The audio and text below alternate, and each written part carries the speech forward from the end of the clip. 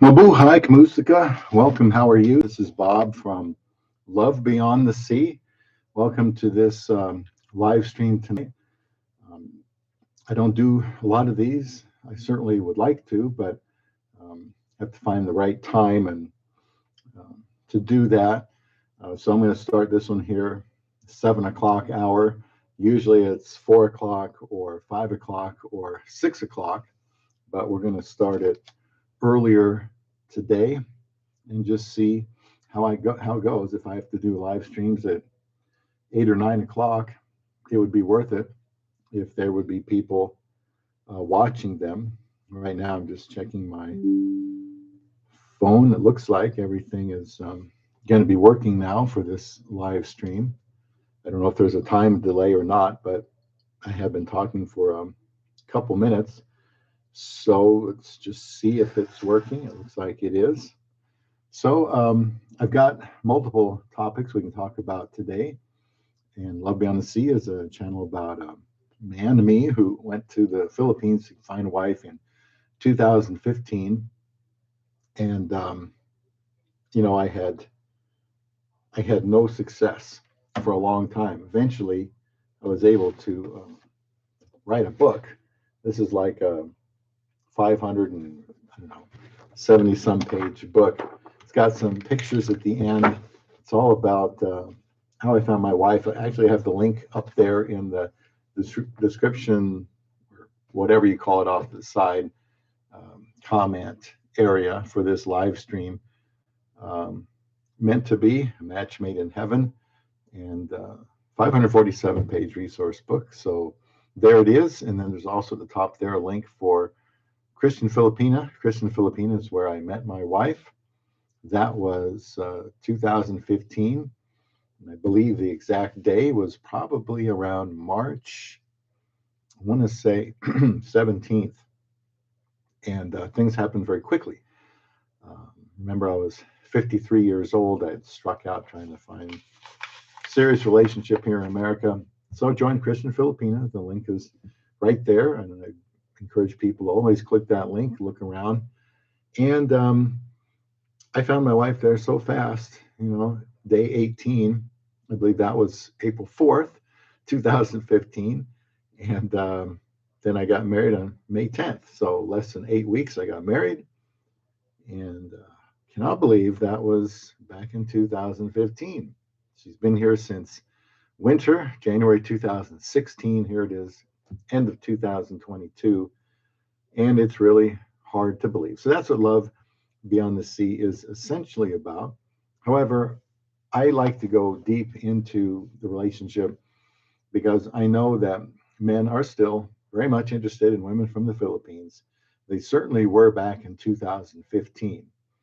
That seems like kind of the heyday of Philippines vloggers.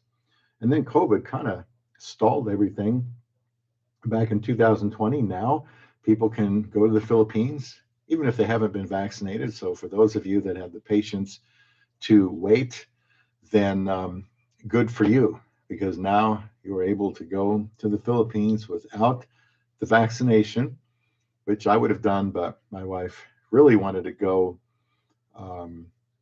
to a wedding, so we got vaccinated, and so we went there. Hi, Stephen.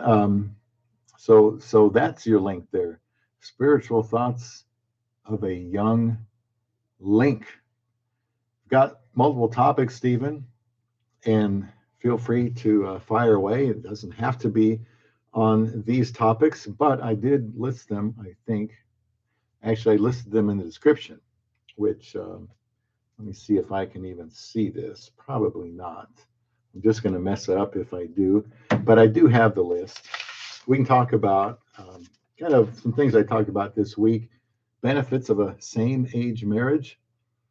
All of my videos have been on age gap relationships, number one, because that's what I did. And number two, that's what the majority of people are looking for. In fact, I know some Philam couples here. Now, there's two couples that are roughly the same age. One couple met here. She was already here. And They're both Christians. He's in missionary work.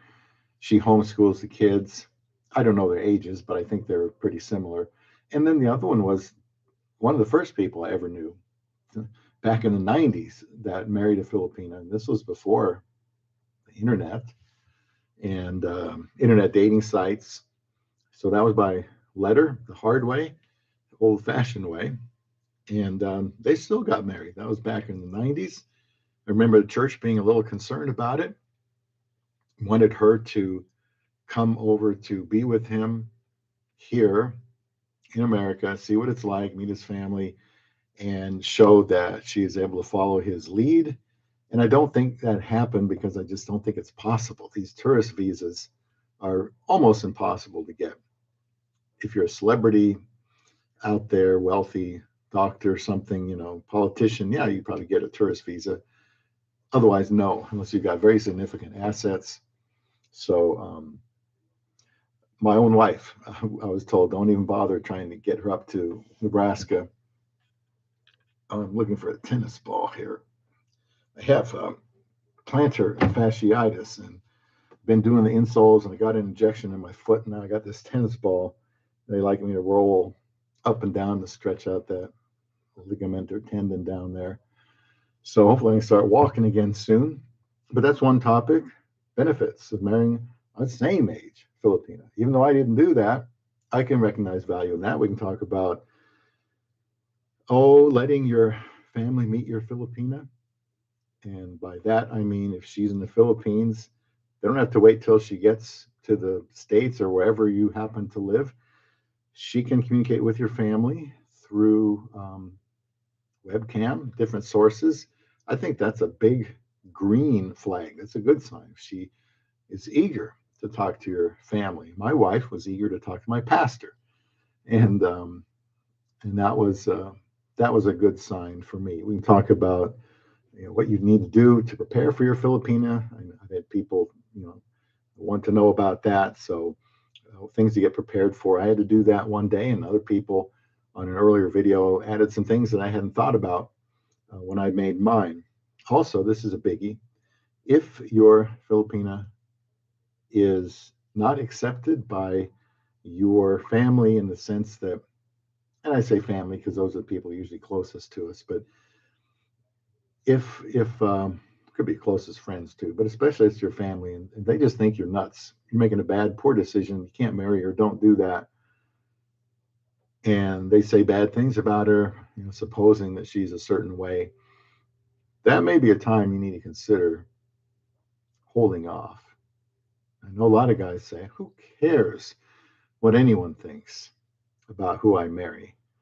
And in general, that's probably true, but the people that could cause the most grief for you and for her through lack of acceptance would be some family members, perhaps, and children, brothers, sisters, who knows? And I know as a fact from my experience with men over the years with Filipinas, especially with the age gap, family's not too happy about that. So if they're against it, how do you handle it? Maybe you've never had to. And also, I did a video about more questions after marriage. Just kind of a week in review so that we have some things I can throw out there to talk about. Now, Love Beyond the Sea does have, I think it was 1,078 subscribers. It took forever to get to 1,000. It was 4.5 years. And it's been doing really well lately for some reason. And I'm thankful for that, but there's been a lot more comments and subscribers, and TikTok's doing really good. Love Beyond the Sea is on Rumble, or Facebook, it's on Twitter, BitChute, Odyssey, have it all over the place. Why? Well, because I know men still want to marry Filipinas. There's still interest. Now that the Philippines is open, I think the interest is, as far as I can tell, is as high as it's ever been. So that makes a channel like mine more valuable because I want to say the things that can encourage men to look for a Filipino wife. However, there are some things that need to be brought up that could help a guy avoid making a mistake.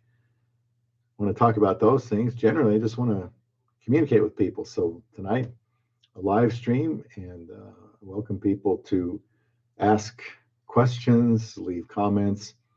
Could be about anything that's on their mind right now. I'm going to start once this coffee cools off.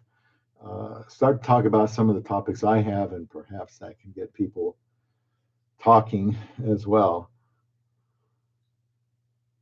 I don't usually drink coffee unless I do this. It's usually cold by the time I get done. But who knows? If this doesn't go well, we'll just delete it and nobody will know.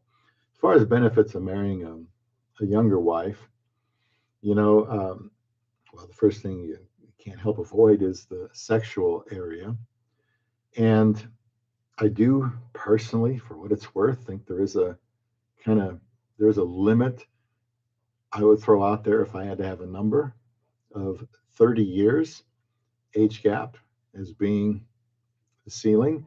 And I'd even be willing to go lower than that, depending on the mindset and the health of the foreigner. Because the better off he is, emotionally and mentally and physically, that's going to be better for the Filipina. But we're talking about same age relationships like the ones I know. And when you're about the same age, for one thing, you're going to have more time together. And that's something that really kind of bothers me about Isa and I, is being that we're 27 years apart. Um, I just don't think we're going to grow old together. I've always told her I hope we go at the same time. So one of us doesn't have to live without the other. It would be really tough on me if she wasn't in my life. But, I've also told her, hey, hon, probably by the time I die, you may be without me for more years than you were with me. And the reason I can say that is because we have an age gap in our marriage. Now, I wasn't looking for that before I met her. I had only briefly had the thought because there was somebody I knew just like a month or so ago before I met my wife back in 2015 that kind of piqued my interest. Probably not a wise choice, but she piqued my interest.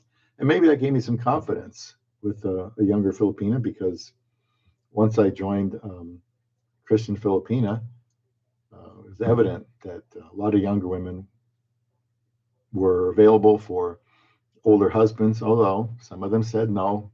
They were in their 20s and they wanted a man, Westerner, in his 20s. So that is not rare that you would say Filipino wants somebody the same age, and there are advantages for it. They have more in common, right? They've gone through certain stages of life about the same time, whatever that means. They're not like a generation apart. Probably familiar with the music and the times and social media. They probably, if they were to get married, having similar energy levels, that's a good thing. Sexually, it's a great thing if they are close to the same age. To me, that just seems like common sense. Women, excuse me, hopefully get that out of the way here. Women that are younger have a younger woman's sexual needs. And if that older guy has turned the corner, so to speak, or the thrill is gone, and he's 55 or 60, that doesn't bode well for her. It's just not fair. Again, I'm not saying scrap the idea of age gap relationships, but I do think the man should be relatively young at heart and want to take good care of himself. But younger couples, they'll be able to get out and enjoy the world, travel, have more energy, and they'll be able to be young enough to maybe still want to have a family. Believe me, that's big for a Filipino. single man going to the Philippines on a dating site. He types in there he's single and he wants to be a father. He wants to have a family. Well, he just moved to the front of the line as far as I'm concerned, because that's huge for a Filipina. One of the many big benefits for her to marrying somebody the same age. But what is the three people out here watching this? What do you think? Age gap? Are you interested in a Filipina? Are you only interested in somebody within 5 years? I know people like that. I have talked to so many people, either in person or mostly online, even on the phone, emails too, lots of them.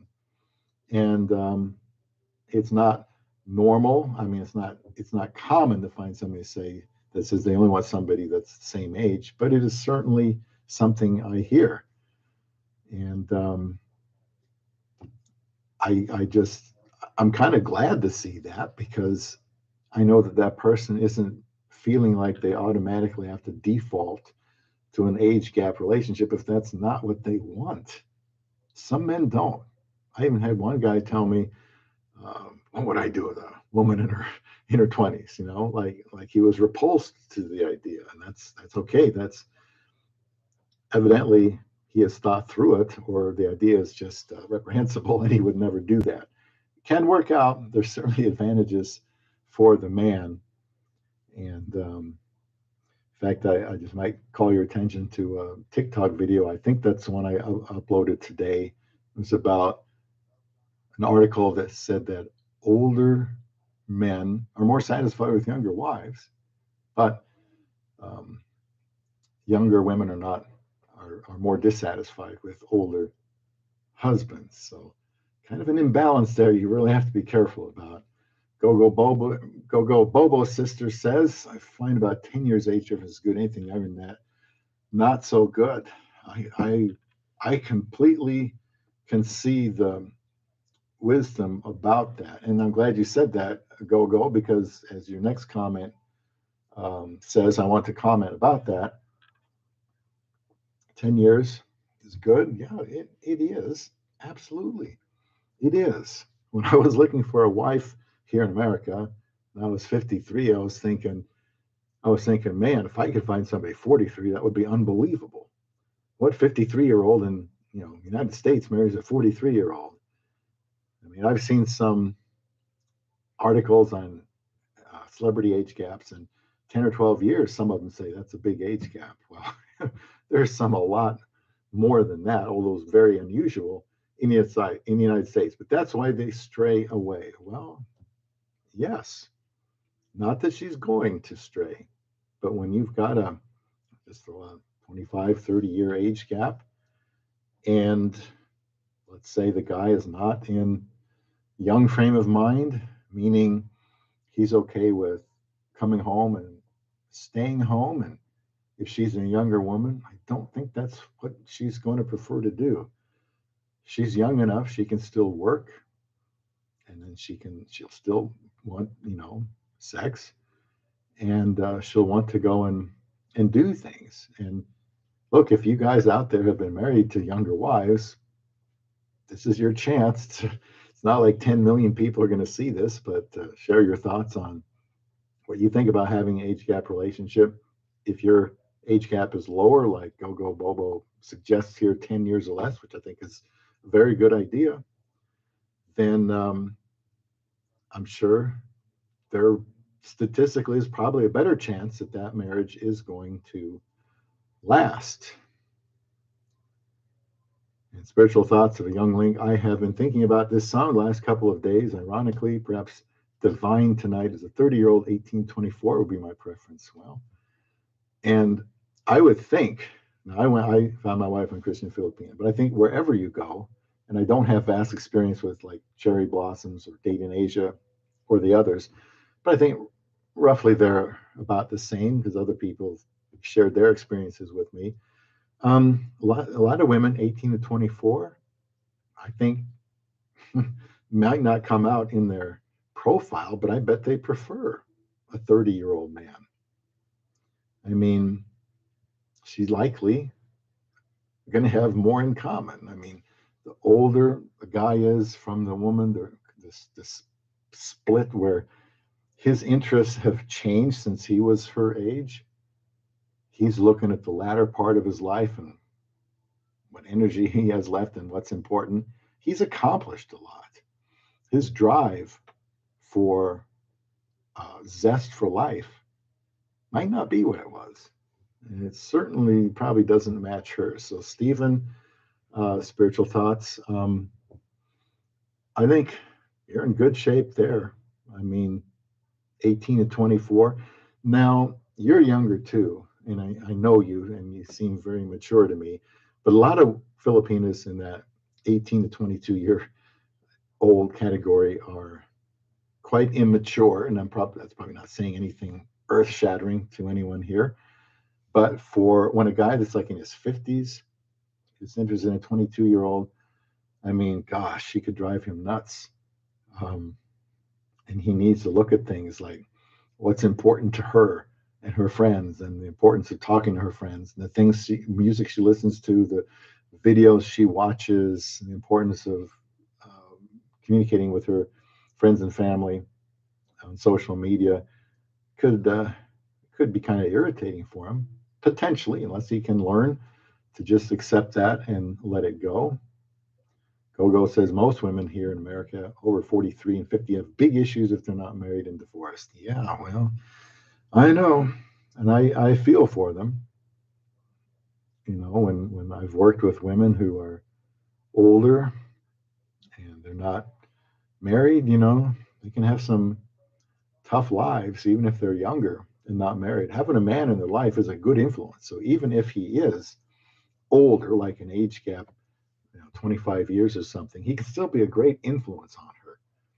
He just has to be careful not to try to be a fatherhood type of influence on her, because he is not her father. She already has one. She doesn't need another one. He is her husband, and that's quite a bit different. Spiritual thoughts. The Australian film YouTuber said Filipinas don't mature until maybe around their later 20s. I don't know if that's true, but something to keep in mind. And you're probably talking about Pete from All About Filipina Relationships. And Pete has outstanding content too, all about Filipina relationships. And well, you know, they just say in general the mind doesn't really mature until 25 or so, and you know, when you haven't, let's say, you haven't worked yet, you haven't really had to, you know, work hard for money that you got to share with other people. You can kind of be a little selfish when you're that young. Part of that's just by necessity. But when you're older, let's say the elder daughter, she's going to be working, or the couple of eldest daughters that are working, they're not holding on to all that money. Got a lot of family to feed and needs, and they're going to look to them for that. So whether they like it or not, they're going to have to be sharing some of that wealth. So 20s, yeah. If I had to say, if you asked me, okay, Bob, what is the age of a Filipina that you wouldn't go below if you were, let's say, 50? A lot of guys are older than that before they even discover women in the Philippines. I would say 25, 25, 26. That gives them enough time to go to college, gives them enough time to work, gives them enough time to make mistakes in life and learn from those mistakes. I do think there's a little bit more burden on them when they're 25 or 26 than when they're 18 to 22. And hopefully that is something that helps mature them.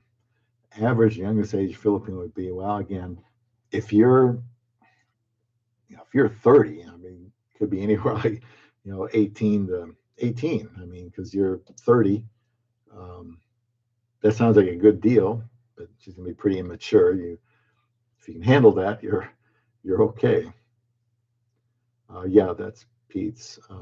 And I've communicated with Pete now and then. I think, like I said, all about Filipino relationships. I think he has good content. Gogo Bobo, I find you if you bring your, excuse me, I find you bring your spouse over here to America, need find a Filipino group so she can find some friends. And go, that is on the surface a very good idea. Now I will tell you why the other side of the coin is it might not be a good idea.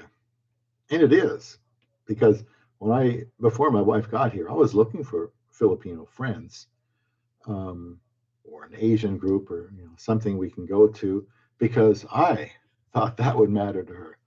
I thought she would appreciate that. I thought it was something she needed. I guess I just felt that it made sense that she would, being thousands of miles away from home. However, all you potential husbands out there to Filipinas, keep this in mind. She's aware of the high rate of gossip in the Philippines and with Filipinas. I mean, women in general, I suppose, they tend to gossip more than men. My wife just hates gossip, man. She hates it at work. She hates it anywhere. And if I told her, "Hun, here's here's 5 Filipino women. They live in this apartment complex. I think you should meet them, and really maybe you'll hit it off and have good friends." My wife would say, "I'm not interested. Not interested. Been there, done that."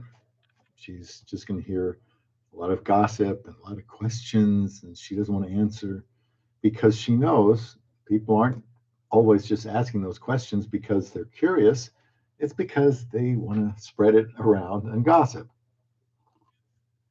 So I guess the alternative to that would be to try to find her at least one really good, mature Filipina who isn't going to be teaching her bad habits, and maybe somebody that's married or with children, have less time to gossip.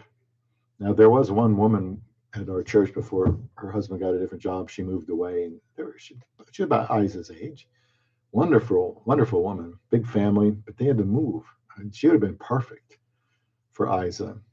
My wife does have an older Filipina, at least one, that not too far from us, and that's the first one that I actually found. So just having one good one is probably better preferred to her than knowing 5 or 6 or 8 other Filipinas.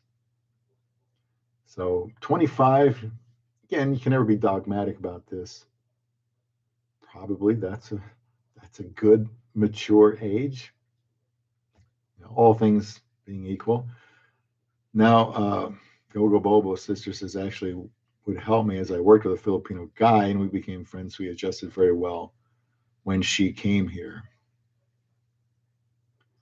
Um, the community can be a good thing, but I just know from my own experience, if there was a Filipino community 6 blocks away, she wouldn't want to live there, wouldn't want to go there, wouldn't be a part of things.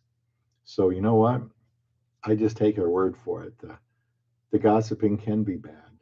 And I think that would be the same case even if there was not an age gap. And all the relationships, except for 2 that I alluded to earlier that we know of here in Nebraska, are age gap relationships. Ours isn't even the oldest one. Spiritual thoughts. I get a lot of irritating pop-ups here that we need to get rid of because they're covering up these fine comments.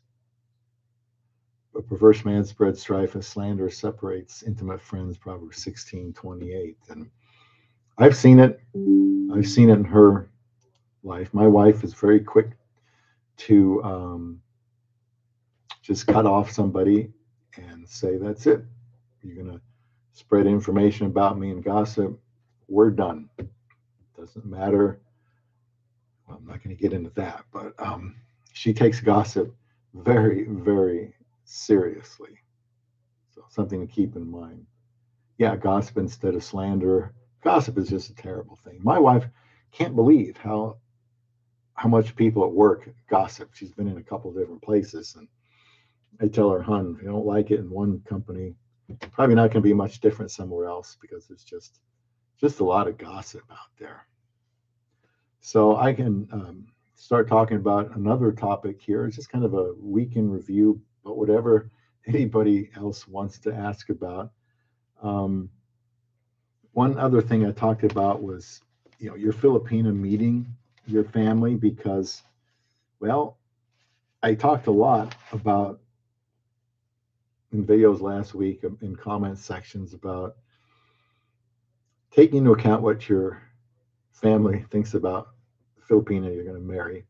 I've watched those 90 Day Fiance shows. They're real. I mean, that sort of thing happens with the family. I know it from just friends I've known, how contentious it can be.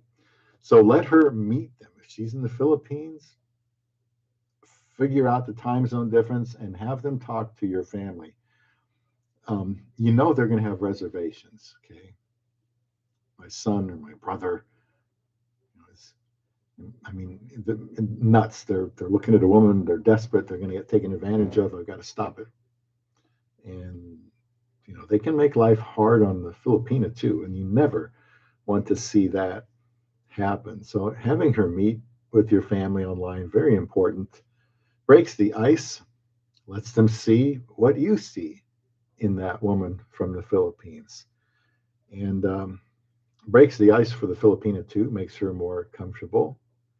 And families can be difficult to win over because of the stereotypes of foreigners and Filipinas. They don't want to see their loved one get taken advantage of.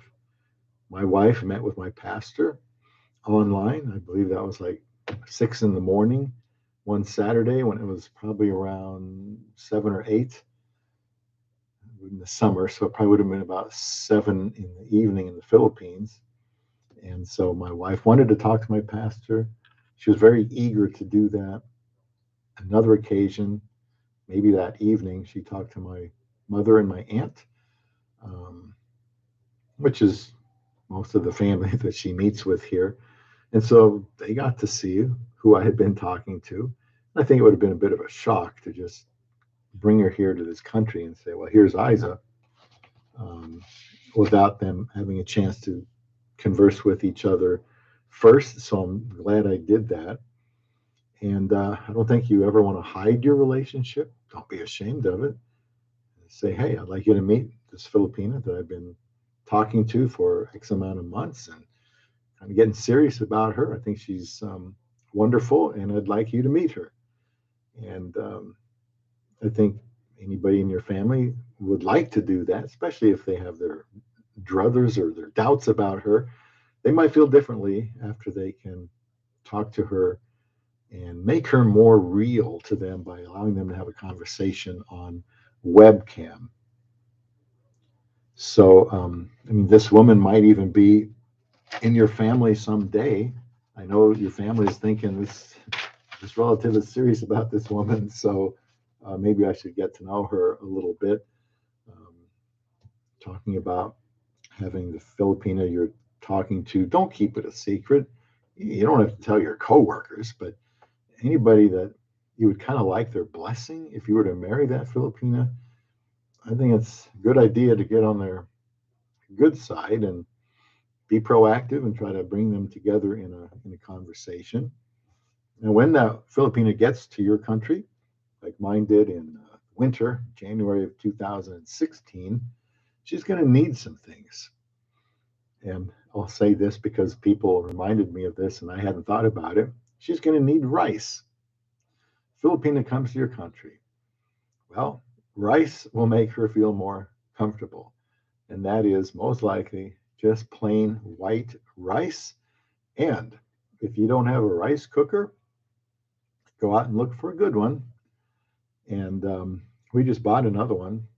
I put in about every third day, second or third day, I'll pour in 2 cups of rice and put in water, drain out the water several times because I saw my wife do that. And then I put in that 2 cups of rice and add 2 cups of water, punch rice, punch start, and it takes about 30 to 40 minutes and it's all done. And so that's a really good rice cooker. So you'll need to invest in a good rice cooker. It wouldn't hurt also to ask her if she's particular, what kind of rice does she like to eat? Um, I know if you go to an Asian store, which you'll have to get used to, they got a lot of these big 50-pound bags of rice, and I don't know. They all say jasmine, but they could be 10 different kinds. I don't know. The packages look different, so I just try to get what I think I got the last time.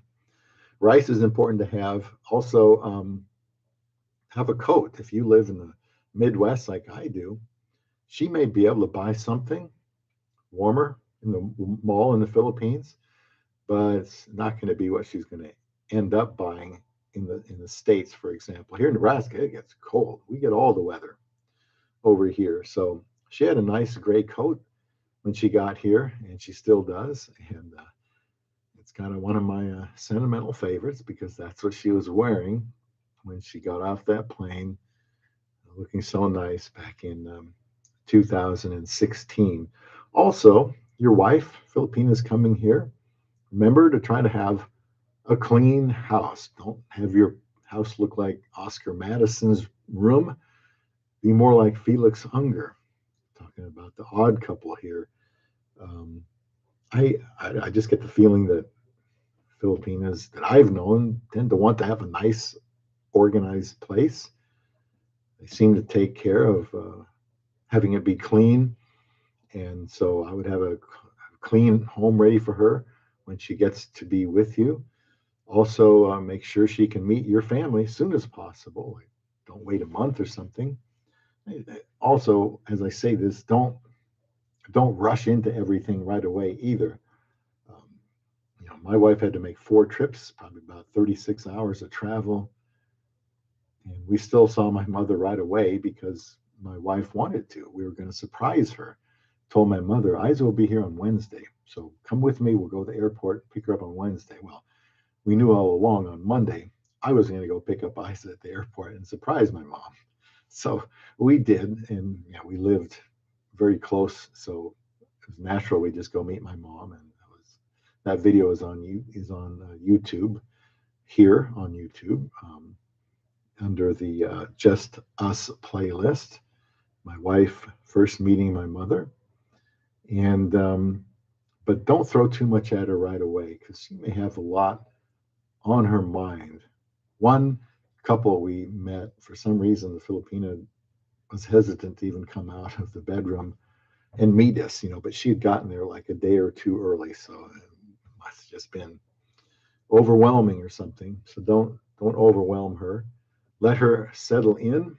Be prepared to have a lot of patience with the woman that comes over here. She knows she's going to be homesick. Who knows what thoughts she's had on those long flights and airport layovers. Um, but she's had a lot of time to think about it. That also, let's see. Don't try not to decide everything for her. I mean, just let her unwind. Um, she wants to feel that she's part of the relationship, part of the decision making process. So just kind of be real. That's just what I would say. Don't try to overwhelm her. I know you're terribly excited and you'd like to show her to the world. And she, after jet lag and everything, and the newness of it all, might not be herself for a few days or a few weeks. So just be patient with her. Some people say have some Filipino food available. That's a good idea. I mean, especially if you've talked about it beforehand. I wouldn't know what to buy. If I went to the Philippine section of the Asian market, I wouldn't know if that's something she has had in the past or something she would enjoy or not. So when we go, she just gets what she is accustomed to. Thankfully, they have some of that. Um, Money talk is going to come up sooner or later. I mean, I don't know what she said to her family, but she probably wants to work in your country, which means she's going to have to learn to drive in your country. And she's going to feel obligated to send some money back home. So eventually be ready for the money talk. You're not going to say, well, hon, we just can't give any money at all to your family, because I think that's going to end up in disaster. Culturally, it's kind of bullying, but yeah, she is obligated to support her family. And some Filipinos do that to their own hurt, to their own neglect. So another reason why it's, I think, helpful to let her work on, have her own job and her own money, even though yet it's still all of our money. And something I had jotted down that I talked about earlier, she doesn't have to necessarily align with other Filipinos. Some she might hit it off. Uh, my wife seems to think that she's found a lot of gossip and things she doesn't like, so she tends to stay away, except for one or two that are older, and she just feels better about being with them. And I asked my pastor, "Who do you know that's married to a Filipina, or do you know any Filipinas?" He knew somebody that was married to one. We met them right after, or shortly after, um, Isa got here. Went out to eat, and we've been friends ever since. So that worked out very good. So please leave comments here tonight. We can talk about anything you want to talk about. I'm just kind of going over some things I talked about this week, kind of just get people talking. We don't have to talk about this, but we should use this time to talk about foreigner and Filipina relationships. I've been married for 7.5 years to my wife. We got married very quickly back in 2015 using Christian Filipina dating site. The affiliate link is there in the top chat, it's called, and it'll also be in the description of this live stream when we are done. Now, when your Filipina is here after a while, it's possible you will have more questions than you were expecting about her, because that learning process is going to go on for a while, and you only know what she's like from a distance.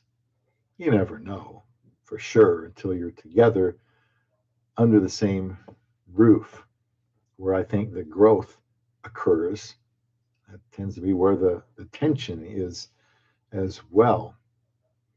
There, um, when you're together, you have opportunity to find out what you're like in conflicting situations. I mean, what is her, how does she resolve conflict? How do you resolve conflict? Probably she's never had to deal with it other than with family, and maybe she just acquiesced. But now that she's married, she's going to want to have a say in things. She may be very opinionated. How are you guys going to resolve conflict? You'll find out once you're married. What is she like around other people? She might be very shy and might not want to meet a whole lot of other people. My wife tends to be on the shy side, and we're okay. I like to get out and go travel and go to some movies, but for the most part, she's okay staying home. She kind of prefers that. Um, she won't like gossip, as we've already talked about. Um, Her family, you know, how is she going to react to her family when she's so far away? There should be a leaving and cleaving, a certain amount of that, but it's really tough for Filipinos. It shouldn't be. That shouldn't be an excuse, but that's what a Filipino, what do we call those people in marriage? Your principal sponsor said, "I don't think leaving and cleaving is a strength of a Filipina." So that's just something to keep in mind when she gets to your place.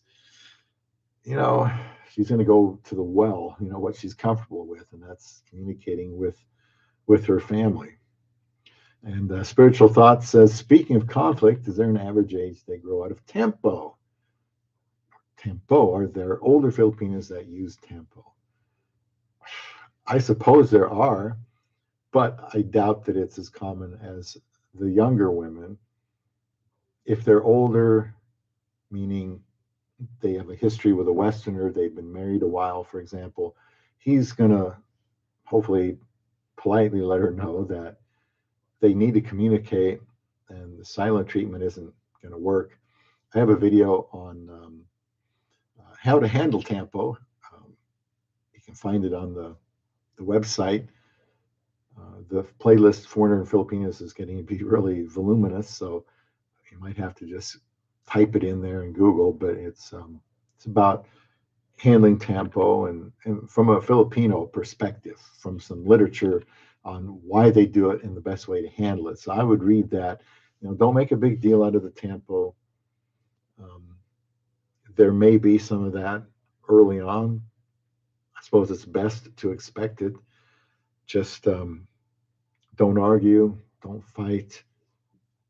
I think she can grow out of it. I never really had to communicate specifically to my wife about tampo. I've always been from the start, hun, we got to be really open, honest, and transparent with each other.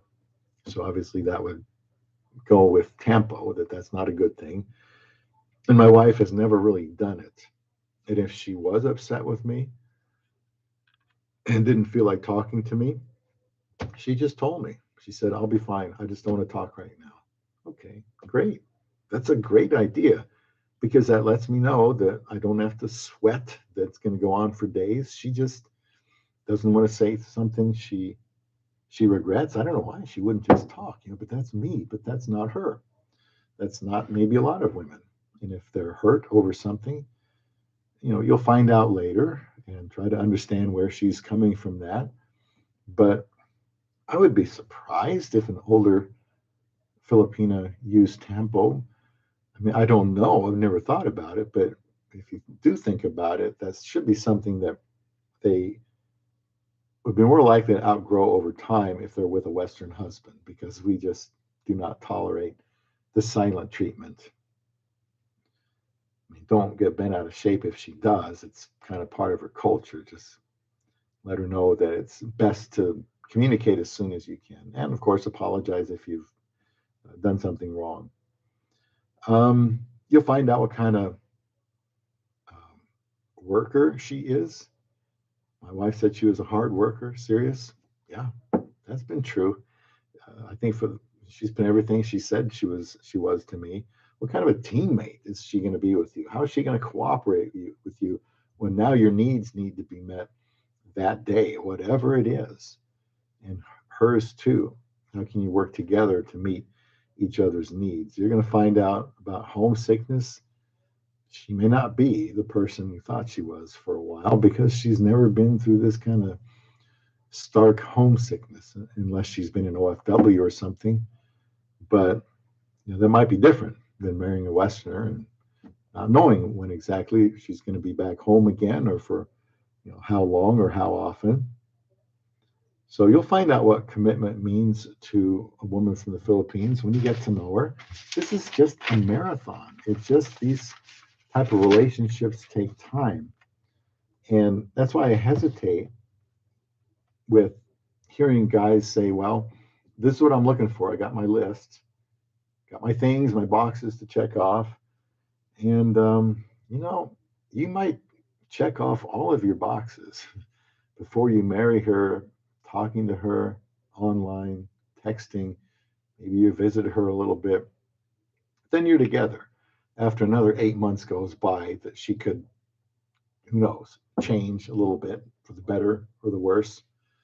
And then when you're with her, you kind of have to enter another stage of getting to know her. She's in different environment, different circumstances, being married. Wow, that changes things. So now she's going to be feeling her way out a little bit. You got to be patient, give her time to grow into that role, because she's going to keep learning, and that is who you marry. Now, you married somebody that you brought to your country; they're in a whole different situation. That's part of her life story. So I suppose some women have a better time than others. I heard of one Filipina spouse. She got to the America and she wanted to turn right around and get back to the Philippines. Just didn't like something about it. And hopefully your Filipina will be a little bit more open-minded. She should prepare herself as well as she can, but you can't prepare. Once you get married, then you really start to get to know the woman. So you may be surprised that all your boxes were checked, and then you get married, and now you're not so sure. How did that happen? How come I didn't notice that? Well, because she's in a completely different situation. So the last topic I want to have here talk about, and again, please leave a comment about anything. I mean, really, I like to think that on this channel, I'm open to going, pretty deep into stuff because I'm not very superficial. I like talking about things that some people might not be comfortable talking about, but it's important. And if I've learned anything, I'd like to share that, help people learn, help them avoid mistakes, help them avoid getting bent out of shape. So I do want to talk about your family being against marrying the Filipina, because even in a relationship with the woman who lives across the street from you, you still, family are going to be involved to some extent. I don't see the point in not having them on board. They might think your Filipina is incredible, but if she's from your country, they might have a different vibe if she's in the Philippines now. She's just after your money. She's just after a green card. I've heard it thousands of times. She's going to dump you. She's going to cheat on you. Age gap is foolish, and so on. And so they're going to be against it. How are you going to handle that? Well, I think your parents, brothers and sisters, family members should be able to embrace your Filipina. If they're against it, I think you may need to do a little bit of damage control. And on the other side, if my wife's family didn't like the idea of her marrying a Westerner, or didn't like the idea of her marrying me, for whatever reason, maybe they'd say he's too far away. He's too old for you, or whatever. I don't think I would marry her if her family was against it. And I did. My wife said I didn't have to, by any kind of tradition, ask her father for her hand in marriage. But considering I was going to be taking her away and they rely on her so much and they care about her very much, I should ask him for her hand in marriage. So I did. And in fact, the whole family was there. Papa was the representative, spokesman of the family. My wife went off to the side, and I'm there looking at like a family picture, and then looking for my notes. And I think I just kind of decided, well, I'll just talk from the heart to her father about why I liked his wife. I hadn't known her for very long, or his daughter, why I had only known her a short time, but I really had grown to love her to the point I wanted to marry her and take care of her and be good to her and support her and so on and so forth. And if he had said, basically, I respect you for asking me, but no. Or if maybe he said, okay, and her mother interrupted and said, no.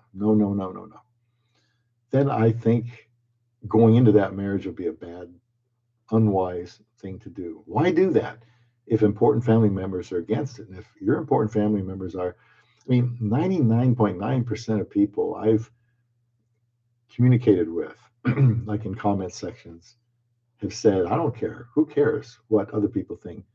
Generally, if they're not living with you, you get to decide who you want to marry. But family can really make things tough on her if they never give her a chance and think she's only there to scam you. They love you. They don't know her. They don't trust her. They're going to do everything they can to keep you from making a mistake. And you might end up having to say, okay, I've considered what you have to say, but this woman is right for me. I'm going to do my best to love her. And you don't have to be a part of my life. She comes first and not you. And if you can be ready to ignore your family, shun your family, if it comes to that, you have to, because I think the wife comes first. She's first. You please her, you satisfy her. That's your wife. She's your number one. And you got to be her biggest fan, her biggest supporter. You have to be her biggest defender. And if your family just can't get into it and you can't convince them, but you're not going to give up the Filipina, then you need to tell them straight where they stand.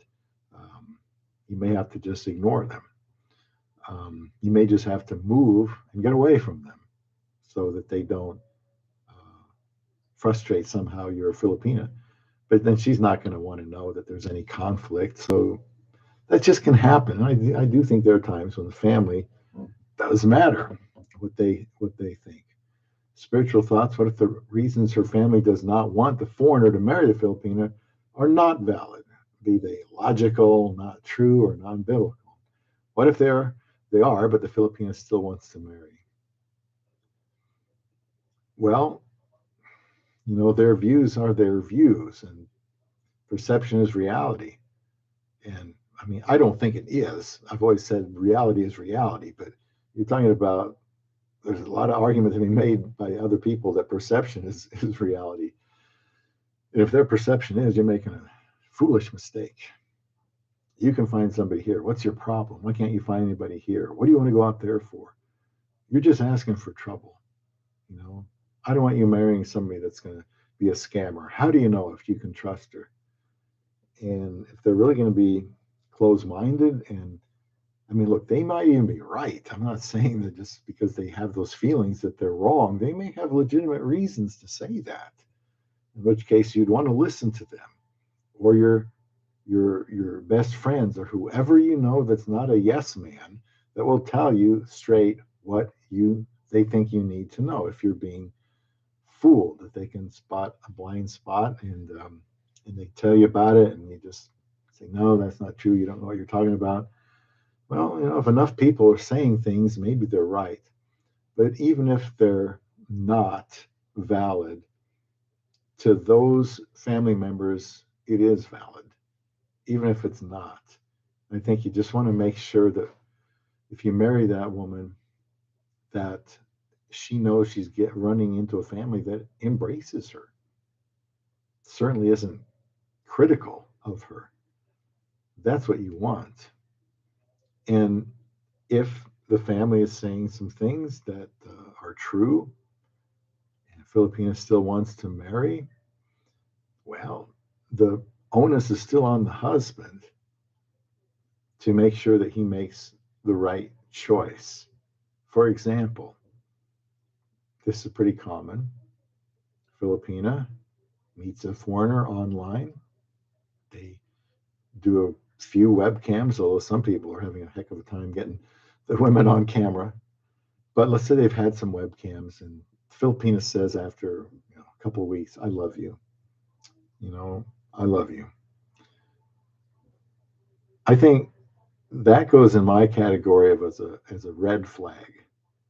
So I want to marry you. I want you to be I want to be your wife someday. I love you. Wow, she is smart, isn't she? What Westerner, older Westerner, doesn't want to hear a young, pretty? She's young and pretty to him because he's talking to her, and she says the words that he longs to hear. I love you. This young, pretty woman wants to be your wife. And you start thinking you can show her off to your friends, and man, you're going to be big man on campus, and it's going to be great. And she loves you. He must be so wonderful. She loves you.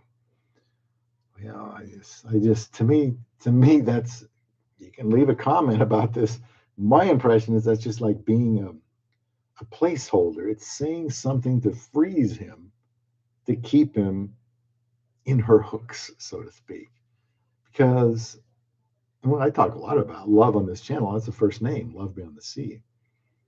I don't think love is something that somebody that you've never met personally from thousands of miles away, and you've only known them a while. Maybe you've had 10 or 20 or 30 webcams, but the Westerner still hasn't gone over there. Maybe it was because of COVID. Maybe he just can't afford to get over there, or he's afraid of flying, or I'm not sure if he's really serious about her. Um, but that's a problem if she says I love you, because she doesn't. I don't even think you could say, well, that's her understanding of love is she loves him. I don't even think it's that.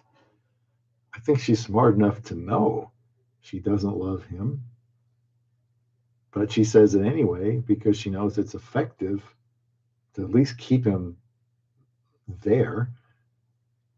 And he's not going to wander if he says he surely has. Boy, you're beautiful. I'm so attracted to you. And she says, I love you. Well, that's just what you have to, that's the game, I think, to get him to stay put. Not that she's looking for anybody better, but by saying those, I think ridiculous words, I love you, then to be fair, I think it goes both ways. I wouldn't want to hear the foreigner, the Westerner, tell her without meeting, I love you.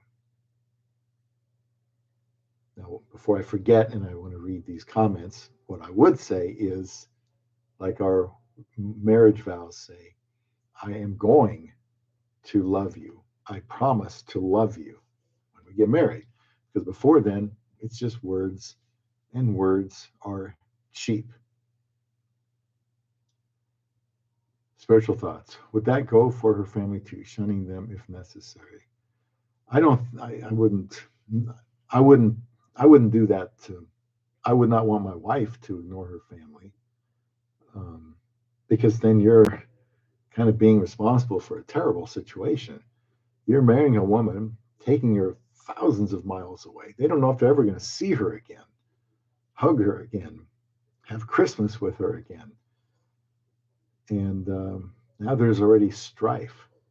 If I would say, especially if Mama doesn't like the Westerner, he would do well to either try to win her over. Maybe she just doesn't know him well enough. Maybe she has a reason not to trust him. But he either needs to win her over or let the Filipina go. In my opinion, same way with the Western man. If, let's say, his brothers and sisters, or depending on his age, his parents, because I've talked to men as young as 19 who have an interest in women overseas.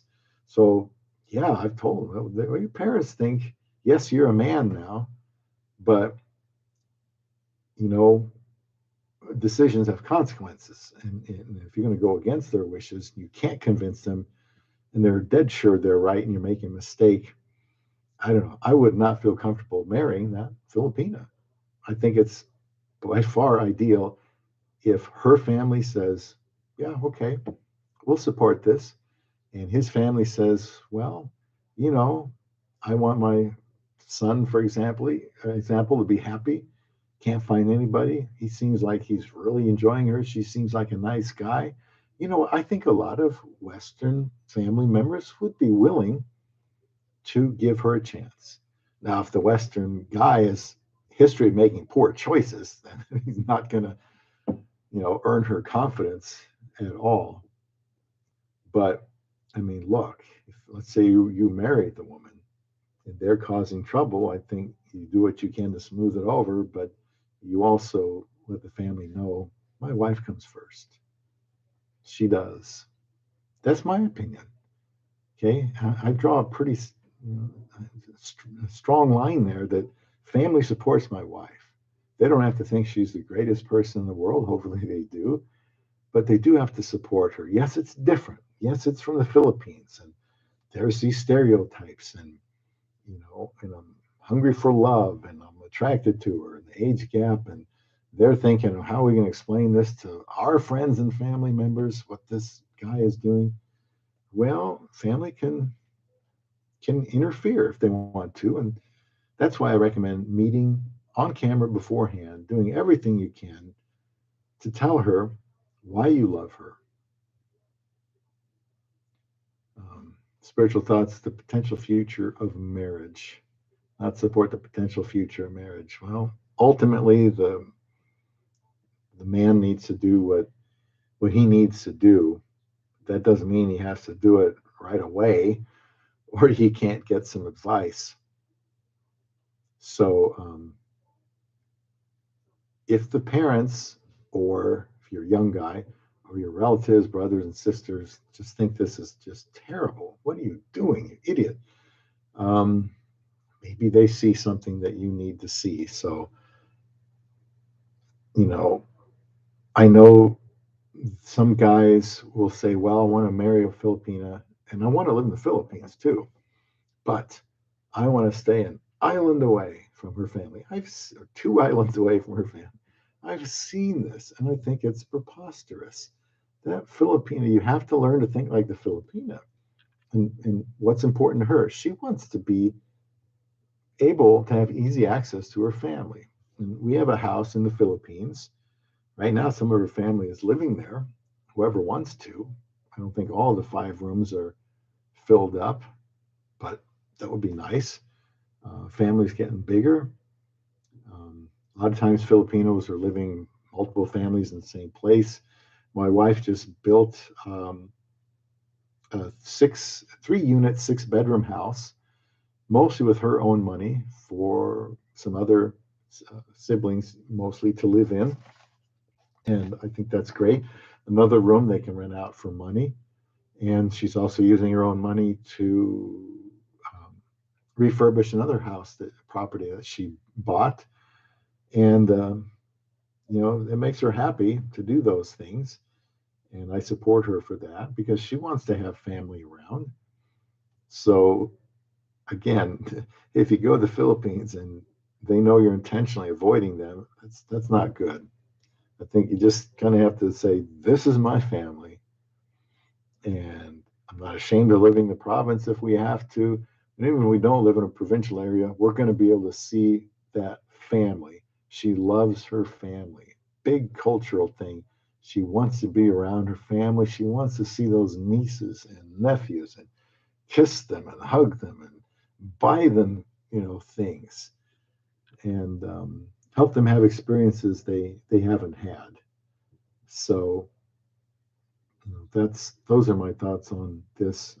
Embrace her family, just like you would, I suppose, if they lived across the street. In-laws should get along. Is it harder in these situations? I would say generally it is. There's more potential for some family members saying, "Look, if you do this, you're out of your mind." And if you do this, I want nothing to do with her. If you do this, you bring her here, we're not going to your wedding. You're not going to hear from us because you're a fool to marry this woman. I'm sure that happens. Well, you better take that seriously, I think. If the family is against you marrying them, you have to be very careful if the family is against it. So you always want, and by the way, your Filipina deserves acceptance. So what if she's thousands of miles away, 25 years younger? Who cares? I mean, the family does, but she can't help that this is what it is right now. You're interested in her. She might think you make a good husband. She's willing to marry you. She just wants another. She's not going to be seen as an outsider by your family. So just please be prepared for this. And hopefully, you guys are all on the same page. The Filipina deserves to be accepted, and she wants to be accepted by your family. Do what is best for her. Again, I think she is number one. Maybe I'm throwing the baby out with the bathwater there, but I just think you have to say, look, let's make it clear the wife comes first. Yes, you were in my family a lot longer than she was, but she comes first because being a wife, that's a very, very special and unique role in life, and it's a wonderful one. So, just trying to check here what I jotted down. Yeah, your family tells you these things because they care about you, right? You want your family to care about you. They're probably shocked. You're doing what? You're interested in who? They live where? Well, take your time, try to win her over for your family's sake and for yourself. Spiritual thoughts, then to let her go. against the idea of marriage than to let her go, meaning Filipina. Unless I got something wrong here and recalling what I think you might have said, why treat the family, Filipina's family different than the foreigner's family in the same situation? Well, I wouldn't. Um, you may have to let your family go. If you really love this woman and you believe this is what God wants me to do, I'm supposed to marry her, but the family is against it. Then you got to ask yourself, maybe God doesn't want me to do this if the family is against it. But if you're sure you're right and they just can't see it, um, you can marry them. But there will be some rough road maybe with your family. And I don't want people to say, look, I'm moving, I'm out of here. I can't handle your negativity. I'm going to the Philippines, may never see you again. If you have to do that, maybe you have to. But that's not best. And I would not want to do that with my family. And I certainly would not want to do that with her family. But I would probably do it with my family before I would hers. Um, out of respect for her family. I mean, you're taking a woman thousands of miles away that they're used to seeing and eating with probably multiple times a day. And now they're gone to this Westerner who just sweeps into their world, takes her away. I think you better have their blessing. And maybe they're just hesitant to say one way or another, then try to earn their respect after marriage by being good to her. When they ask her, how's he treating you? You want her to say truthfully, he's treating me well. So my thing here, Stephen, is not to upset either family. I guess I would rather upset mine than my wife's if I was dead set and determined. But then I would make sure I won over her family. Does that sound unfair? It may be I'm not explaining myself as well because in my mind I'm just totally sold out to my wife, whether she's from Mars or the Philippines. And if I'm going to love her and give her 100% of my effort, I kind of expect my family to do the same, at least play along and don't cause trouble. Now, my mother and my aunt, and if my sister was still alive, they would all love my wife. Um, you know, we live. My mother lives with us, so she sees us up close, and she sees sometimes when, I wish you wouldn't when there's some tension between us, but she can see us work through things, and we're still happy, and we're still together, and we go to bed in good shape. So, um, just do the best you can. When your family says, look, you know what, I just can't find anybody here. I know this sounds silly, but I've hooked up with this woman in the Philippines or wherever she's from. I think she's really cool. I really like her. I can see myself marrying her. I'd like you to meet her. Big time zone difference. Can you trouble yourself to be here at this time so we can talk live? Because, this is somebody I'm considering marrying. Now, if the foreigner is a little ashamed to do that or hesitant to do that, he may have a reason for that. He should be totally open with her. This is who she is. This is what she likes. This is what she believes in. This is her worldview. I think she's somebody that I could marry. So again, you want support of the family.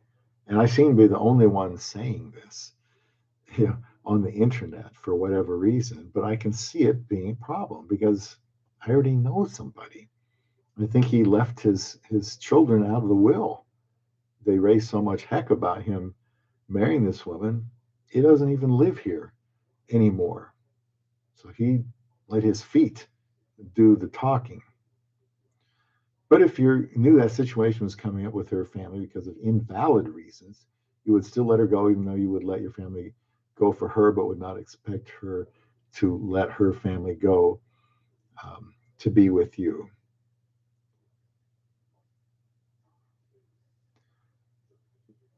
You have to think, can these invalid reasons be changed? If they think she's a scammer or she's something else or something worse, you might not be able to change that. And you certainly don't want them thinking or referring to her as that. Um, but yeah, if I had to, I'd drop my family because my wife is number one. But I'm the person pursuing the relationship. I'm the person that's responsible for the big mess that happens if it doesn't work out. Because I'm the man. I'm the pursuer. I want her family to want me, and I want my family to want her. And if it's going to be so much trouble, like I said earlier, then just don't marry her. Don't marry her because your family is against it, or don't marry her because her family is against it. Why in the world marry into a situation when there's some family members that are really against it? And you can, but you might not be seeing that family member, and you certainly don't want them around your wife if they, can't accept her. Now, some of this is hypothetical, but like I said, I do know somebody had to leave his children out of the will, and that may be one valid. Well, is it valid? Hey, you marry this woman, I'm out of the will. That's not fair. I'm your own flesh and blood. You don't know this woman. She doesn't know you. She might be a scammer. Um, to heck with her. We're not going to accept her. You're making a big mistake. So he just said, okay, well, here's what I will do. You're out of the will. She gets everything. And eventually he had to go move. And, older gentleman, but that's his call. That's his call. He felt the best thing to do was to just go move away, get them out of the will, because he really believed that this was the right thing for him to do. So he left. I'm sure he tried to smooth it over, couldn't do it. So now they're together. He probably forgotten about his family. Look, they don't like him for what he's doing, then it may not be repairable. So you might have to just forge ahead, let them deal with it, and go marry her. But the problem is, if she knows that, is she going to be happy about that? I'm sure he shared that with her. Yeah, these are tough decisions. Ideally, it's like, okay, they'll give me a chance and they really like me. I've heard a lot of guys say, my family loves my Filipina. But I know of other cases where they definitely do not, and there's not much she can do about it. And you would not expect her to drop her family for you, even if her family's reasons are invalid. It sounds like so.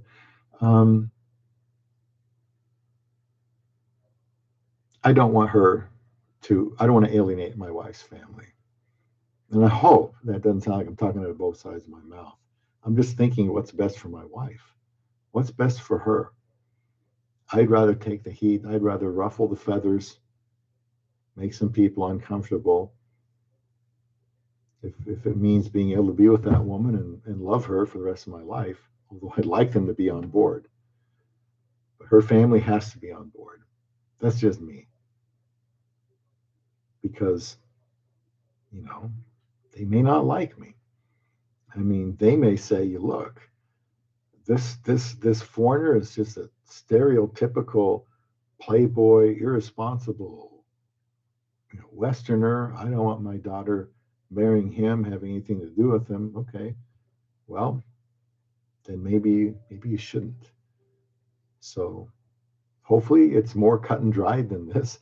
I'm just pointing this out because I see over and over guys just seem to say, I don't care what anybody thinks. Um, if you want to marry them, you marry whoever you want. Well, yeah, but there may be consequences for that. You may have you know, maybe second guessing yourself over marrying her. I'm not trying to stir up anything here. I'm just saying that if I'm going to pursue that relationship, I have to make sure that my wife is going to be treated right. And if I can't guarantee that because my family, for whatever reason, is just against the idea, we should wait. We should wait. See if I can change their mind. I'd like to think I could by having them meet her, even if it's virtually, before we actually got married. If not, well, I'm not going to have bad influences around my wife. you know. And I certainly want her family to embrace me. If they don't, it's a mistake. Then I'm like a thief going in there and stealing her away. The last time we were in the Philippines, which was this year, was March, and my fifth time. And when we got to the house, um, when they picked us up at the airport, it's a long trip to get there.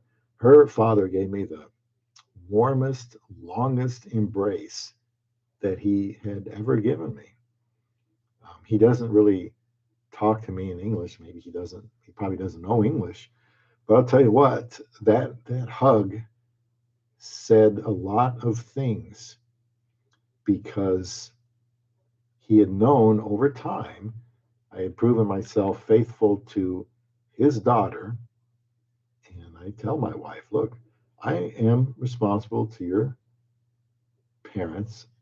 Mother passed away. I'm responsible to Papa, especially Papa, for your well being. You know, I got to do everything that's best for you. I want to be on Papa's good side, but I want to earn it. Now, I'm sure there was a trying out period, a wait and see period, but he knows from what she's told him, what he's observed, what we've done tangibly for the family. You know, he thinks a lot of it. He is entirely supportive of our relationship. That's the best it can be. We've only got a couple family members here. It's not like I was 75, you know, marrying a 25-year-old. Um, and so they've accepted my wife. Everybody I know around here, at least to my face, has accepted my wife. Although I've heard it work. There are some people that didn't. But everybody I associated with, they were fine. So, is there any other spiritual thoughts, Stephen? Any other comments you have about this? I just hope I'm making myself clear, and I'm maybe not because you haven't maybe thought about this before. You're a younger guy, so maybe it is more important to you. Maybe an older Westerner would say, "I don't care what my family thinks," you know. Uh, Maybe they won't cause any trouble. But the wise thing to do is the wise thing to do. And that's to try to have everybody be on board with your Filipina. So you want somebody in your life, they'll be honest with you and say, you know, are you sure this is a good idea? Now, your family might pressure you and say, well, are you sure that's a good idea? I don't really think so. They may gang up on you a little bit, but politely, because they're trying to get you to see something you don't see. And maybe that's legit. And so they're your parents, they're your siblings, you know, listen to them. They know you. They have a perspective you might not see, and you want them to be on the same page as you. So to me, I don't know why this is so potentially controversial, but when I hear 99 out of 100 people say, I don't care what anybody thinks. If I'm going to marry this woman, I'm going to marry her. It makes me think they're not thinking about the effect on that Filipina if his family thinks he's being foolish and she's a scammer and she's just going to leave him. She may not get a break from them. So it'd be better to smooth that over. Otherwise, if you're dead set and determined on marry her, then you know be prepared to lose some of your family, and don't complain about it because you have to be busy supporting your wife, and any negative talk about her will be met with some kind of discipline. I just won't tolerate it, you know. And my wife needs to know you're my number one. I'm going to support you, even if you're wrong. I may talk to you privately, but I'm going to support you publicly. I'm going to try to support you as well as I can because I'm your husband. And there should not be anybody in your life that supports you more than me. So I look at the Filipina as a very valuable person. Some people, I think Westerners, look at a woman from the Philippines like, well, I guess you can always marry somebody out there. So if I can't find somebody here, I'll just go over there. Well, with that kind of perspective, they're probably not going to stick up for her. They're probably not going to try as hard to be good to her. Um, Wife is a great thing. I don't care if she's from Mars or the Philippines or Timbuktu. Go where you're wanted, find a good woman, and that's what I did. So, at the risk of ruffling some feathers, that's just my opinion that the family should be in favor of you marrying the Filipina, age gap or not. Her family should accept the relationship, be willing to give it a try. If there's some stern opposition, find out why. If you can smooth it over, please do. Or you decide just to pause that relationship, or you may have to end that relationship with the Filipina, or tell your own family, if you're not going to accept her, you're out of my life. You don't have to do that. That's up to you. I'm just trying to make this very clear who's number one and who will be treated with respect. And that's my Filipino wife. She needs to know that. She needs to expect that. So, Stephen, am I being clear? Just say something here. So, if you're still there, because I am really fired up about this topic, because you got a big problem if you marry a Filipina and your family thinks, what a disgusting thing to do. That woman is just taking advantage of my relative, my brother, or my son, whatever. Um, then listen to them. Maybe they're right. It's amazing to me how guys, and my wife says the same thing. You guys are so easily fooled. The Filipina can easily fool someone. So it's helpful to have somebody like your family that can keep a level head and tell you what they think about her and your situation. You should know. And then find out. Okay, well, maybe they can change their view over time. I'm not going to marry her tomorrow, but maybe things can get better before I do marry her. So, Spiritual Thought says, in what way would you support her in public without leading others astray if what she is saying or doing is wrong, be it sinful wrong or not true wrong? Um, I'm always going to try to support my wife. Um, I'm certainly not going to stand there and debate against her in public, but you know, as much as I can, when we're home together, uh, I'm going to support her because I never want to invalidate her feelings. I do try to understand her feelings and where they're coming from. And, I wasn't referring to any kind of obvious, biblical position that she would know better. But if there's some disagreement, I'm going to stick up with my wife. Now, when we talk later, I may find out, ask questions and say, well, let me understand this, hon. I mean, did it happen this way? Do I understand this properly? And sometimes you have to say, well, hon, I think the other person said that because of this. And over here, when somebody says that or does that, they mean this. Maybe you might have misunderstood, but if we're the heat of the battle, I'm going to show support for my wife. And I would like to think she would do the same for me, even if it's by grabbing my arm and pulling me out of the conversation if we're involved in some kind of political discussion, like we're at a table. She'll make sure she steps on my foot or gives me a knee or something, which usually means stop talking because you're going to get me upset because she knows how I feel. But she would rather I just drop it and not get into it. But yeah, I'm gonna support my wife, and then find out publicly or privately, you know, did she say something out of being too emotional? Um, did I miss something? But yeah, publicly, I'll support my wife. And I may have to end the conversation or shorten it, if I see it going in the wrong direction. Um, but I'm not going to sit there in public and say, "Hun, you're wrong. So and so is right. You're wrong. They're right." I got to find a better way to get out of that situation so that they know I'm supporting my wife one way or another. And we're not talking about black and white, right and wrong. I don't even know if I want to mention the obvious issues here because of YouTube giving me some kind of a censoring or a strike. But spiritual thoughts, I think I understand what you're saying. It is true if people who know you well are godly and are wise see something wrong that is worthy of paying attention to.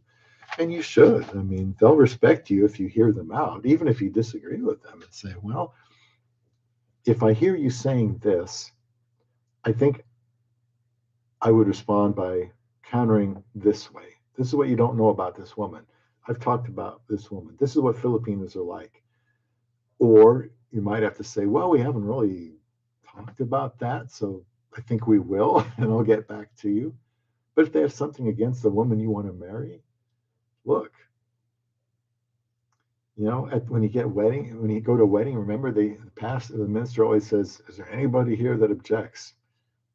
You don't want anybody to object, and you don't want them to be silent, knowing full well they're going to, you know, try to make you miserable because you made a bad decision. They may just have to live with that. It all depends. Okay, Stephen, I'm just trying to say, try to get along with your family and her family, but always do what's best for the Filipina.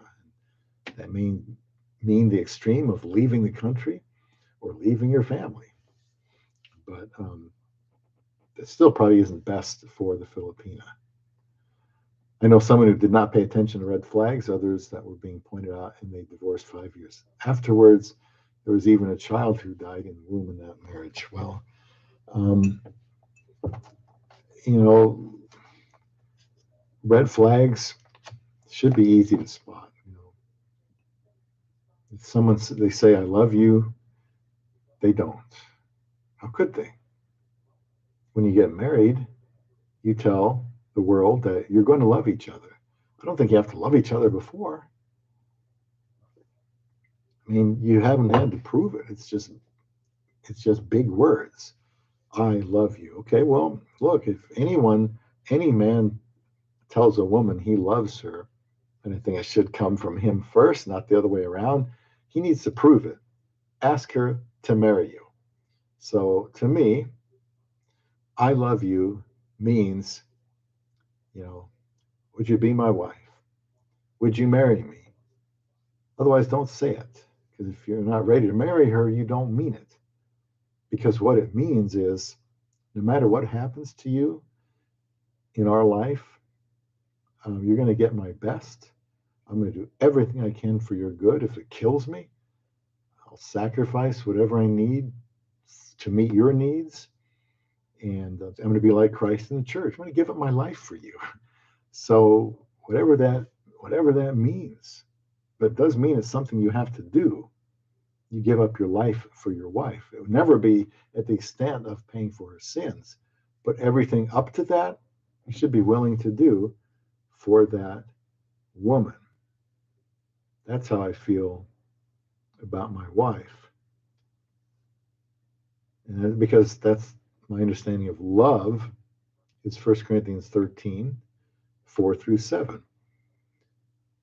starts with being patient and ends with this: bears all things, believes all things, hopes all things, endures all things. It's pretty sobering. But if I'm not willing to do that for her, then I don't love her. Simple as that. And that I wouldn't say somebody "I love you" if I'm not willing to go to whatever length it takes to sacrifice to meet her needs. So when I say "I love you," it's got to mean something. But I don't think you have to be. You'll have infatuation, puppy love, whatever you want to call it. before you're married. That's not love, though.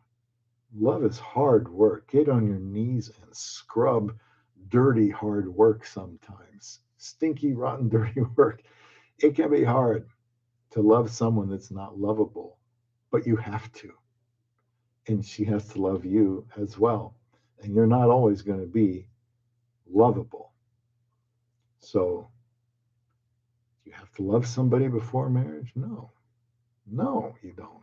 In fact, you don't. So when a woman says, I love you, never met you, never lived with you, don't know what you're really like, when you're upset, when you don't get your way, when you're frustrated, when you've experienced setbacks, I have no idea, but I love you. No, she doesn't. Any man that hears a woman say, I love you, they haven't met, haven't gotten married, not engaged, tell her, no, you don't. I'd run the other way if somebody told me that. Because I know they don't know what they're talking about. Maybe some infantile type of love. You love when you get married. That's where the rubber meets the road. Where there's no guidance, the people fall. Okay, but in abundance of counselors, there is victory. Proverbs 11:14. Thank you, Stephen, for sharing that verse. I have a counselor. I don't have many, but I have my pastor who gave my blessing to marry my wife. I have a video on that on YouTube where I'm interviewing my pastor. And he approved of it. He thought, well, maybe she could be a little bit older, so that the age gap wasn't 27. But he also knew I needed a wife. And I'd consulted with him for a long time. And he wasn't going to stand in the way. But I also told him, I'm going to utilize you because I'm going to need you. So before you get married, get counsel. After you're married, get counsel. You don't, this is a topic of another video I don't believe I've made yet, but you don't want to air out your dirty laundry with your family because then you give them a reason again to be against the Filipina you married. You don't want that. So in the specifics, you go to a counselor that cares and understands, it's not going to gossip, and will tell you what you need to hear, maybe not what you want to hear. I know my pastor is going to tell me the right thing. Even if I'm sure what he's going to say, I want to hear it because it reinforces. He'll tell me my responsibilities to her, no matter what, without pity, because it's all about my role in fulfilling it. And I want to do that. I want to do it well. I'm going to need counsel, even after we're married. And I'd like to think we've been able to smooth over some rough edges because of that counsel. So, Stephen, I appreciate that verse because a lot of guys, they don't, maybe they're afraid their family will be against it. Maybe they know they're making a bad decision and they just don't want anybody to remind them. So they don't talk to anybody. They just say, I don't care. In some cases, I think you should care. And that may be strictly limited to your family and her family. So maybe it's not that tough to work out. But if there is issues, maybe the relationship isn't meant to be, or maybe it should be put on hold. So good verse on the getting counsel. With many counselors, they succeed. Many counselors. You want to hear some common threads and say, yeah, they're right. I'm hearing the same thing. Or you want to hear enough counsel where you can pick out the bad counsel or the counsel that's not as good and say, now I know what I'm supposed to do because I sought multiple counselors, good counselors. It might not be your best friend. It could be, I guess, if they're wise. Sometimes it's better to talk to somebody that doesn't know you very well because then they're not going to tell you what you want them to tell you. Also, husbands, love your wives just as Christ also loved the church and gave himself up for her. That's a command. Ephesians 5:25, that's a command. It's a command.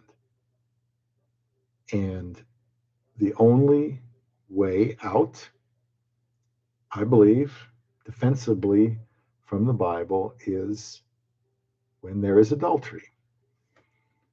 Then, like Joseph, putting away, he was a righteous man to put her away, Mary, secretly. Didn't want her to be mocked, didn't want her to be stoned, but he could put her away because betrothal, Jewish system, that is equal to marriage. If there's adultery, then there can be divorce because it's all but over at that point.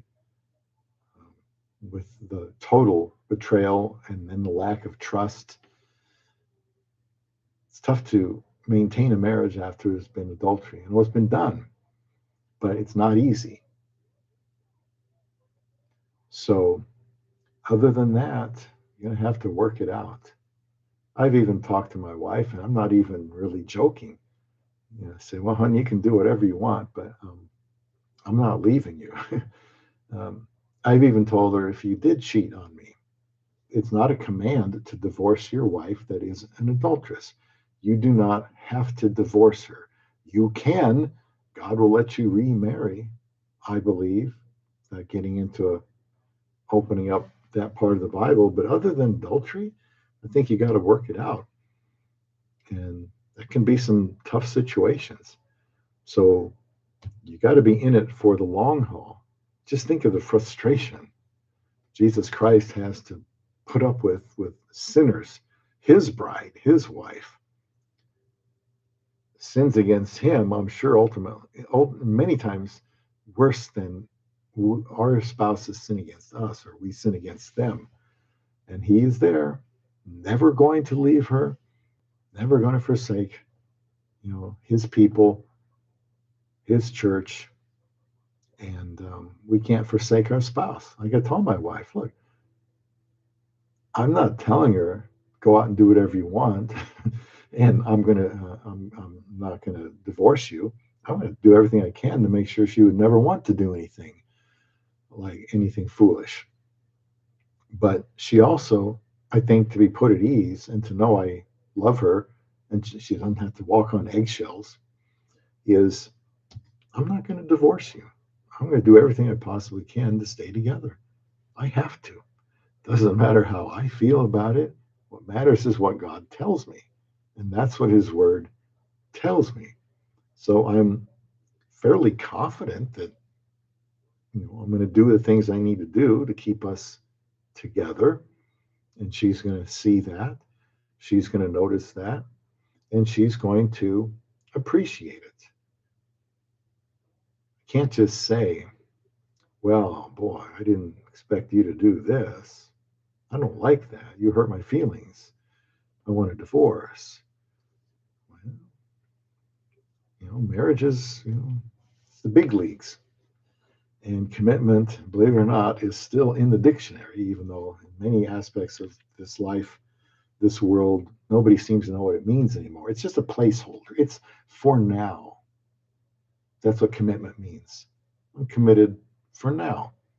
You get married and you have to love her, then you need to be committed for life. And I think you have a better chance to have it work out if that is, your attitude about it. Fall behind here. Sorry, Stephen. Okay. It can be hard to get to that point of love if they have only seen each other a few times in person. Well, I just don't think they can. Because love at that point, you don't have to do anything. I mean, you're not even married. She can go out with whoever she wants anytime she wants because you've made no commitment. Commitment is marriage. I'm going to forsake everybody else. I'm going to marry you, and I'm going to give it my best until the day I die. And take nothing for granted. Get counsel. Be determined to understand her. Live with her in an understanding way. Pray for her. Lead her the right way. Chances are, even the younger Filipina, probably going to stay with someone like that. Why? Where else is she going to find someone with that kind of commitment level? I tell my wife, I say, hon, you know, you get more kisses from me before you go to work than a lot of married people do the whole day. Because I start the day and I end the day with affection for her. And I want her to know that's how close I am to you. It's important for me to, have touch and, of course, sexually, and be a husband. Be a husband in fullest way, of the word. So just see each other a few times. Look, I think people are confused about love. I think they feel like, hope I don't lose my train of thought here, but who's that country singer that got married and then got it annulled? Country singer Chesney, Kenny Chesney, got married. I was reading this a month or so ago, and he said, "Well, I got married, and then I didn't realize what I was supposed to do." Paraphrasing, I didn't know what it meant. How are you supposed to be married? What does it mean now that I go from not being married one day to being married the next? Now, sound like he was just being honest, but that's when it starts. That's when you got to know what you're doing. I mean, that's when you have to start doing what you know you're supposed to do when you are married. And so my wife and I didn't even want to say that we loved each other until I'd gone out there for the purpose of marrying her. And I've told a dear friend of mine here recently, look, anyone that says they love you and they keep saying it, when you tell them, how could you love me? We even met. And they keep saying it, run, run away. She may be a nice girl. She may be attractive to you, but she doesn't love you. And it shouldn't take her long to understand that she shouldn't say that because she doesn't mean it. How do you know? How do you know when your wife loves you or when you love her? Well, if you want to be sure, you probably have to be married for a while. Few years, it's going to be rough. I think probably the first 2 or 3 years in a foreign or Filipino relationship, especially age gap, is going to be the most difficult and challenging. Don't go into marriage thinking that you have to have this overwhelming feeling of love or this nebulous sensation of love. And now what am I supposed to do? I'll tell you what you're supposed to do. Read 1 Corinthians 13, 4 through 7. That is love. Another place, in fact, when you look up examples of love in the Bible, almost always you will see death, death to self. Greater love has no man than this, that a man lay down his life for his friends. And Stephen showed Ephesians 5 there.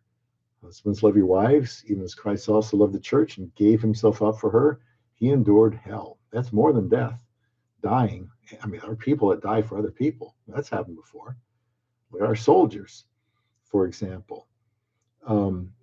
But that's not paying for somebody's sins when they deserved it 100% and you didn't deserve it at all. But that's what you do when you love someone. You meet the need. Whatever it costs you, you meet the need because you love them. You do what you can for their good. You're patient. You're not selfish. You're forgiving. Just read 1 Corinthians 13.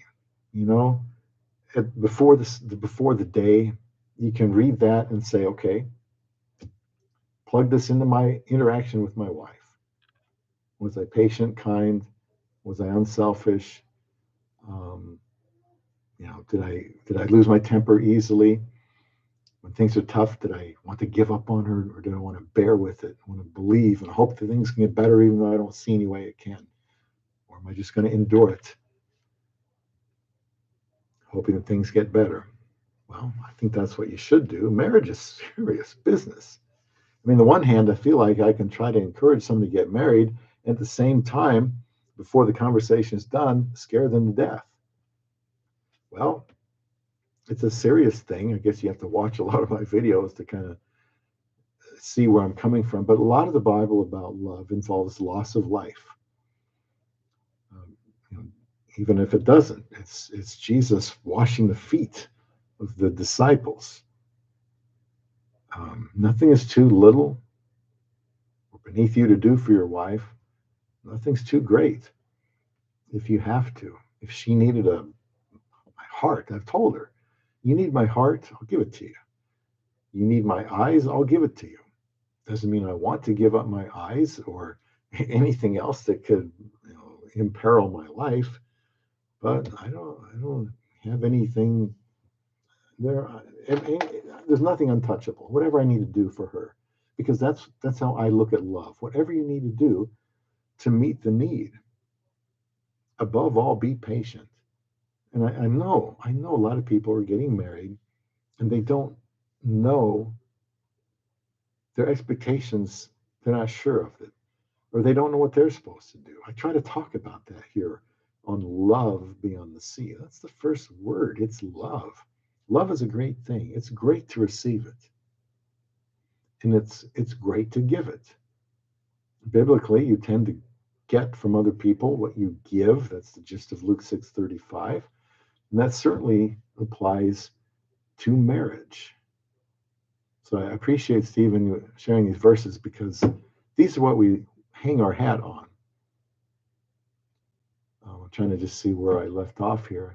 Pardon me for that.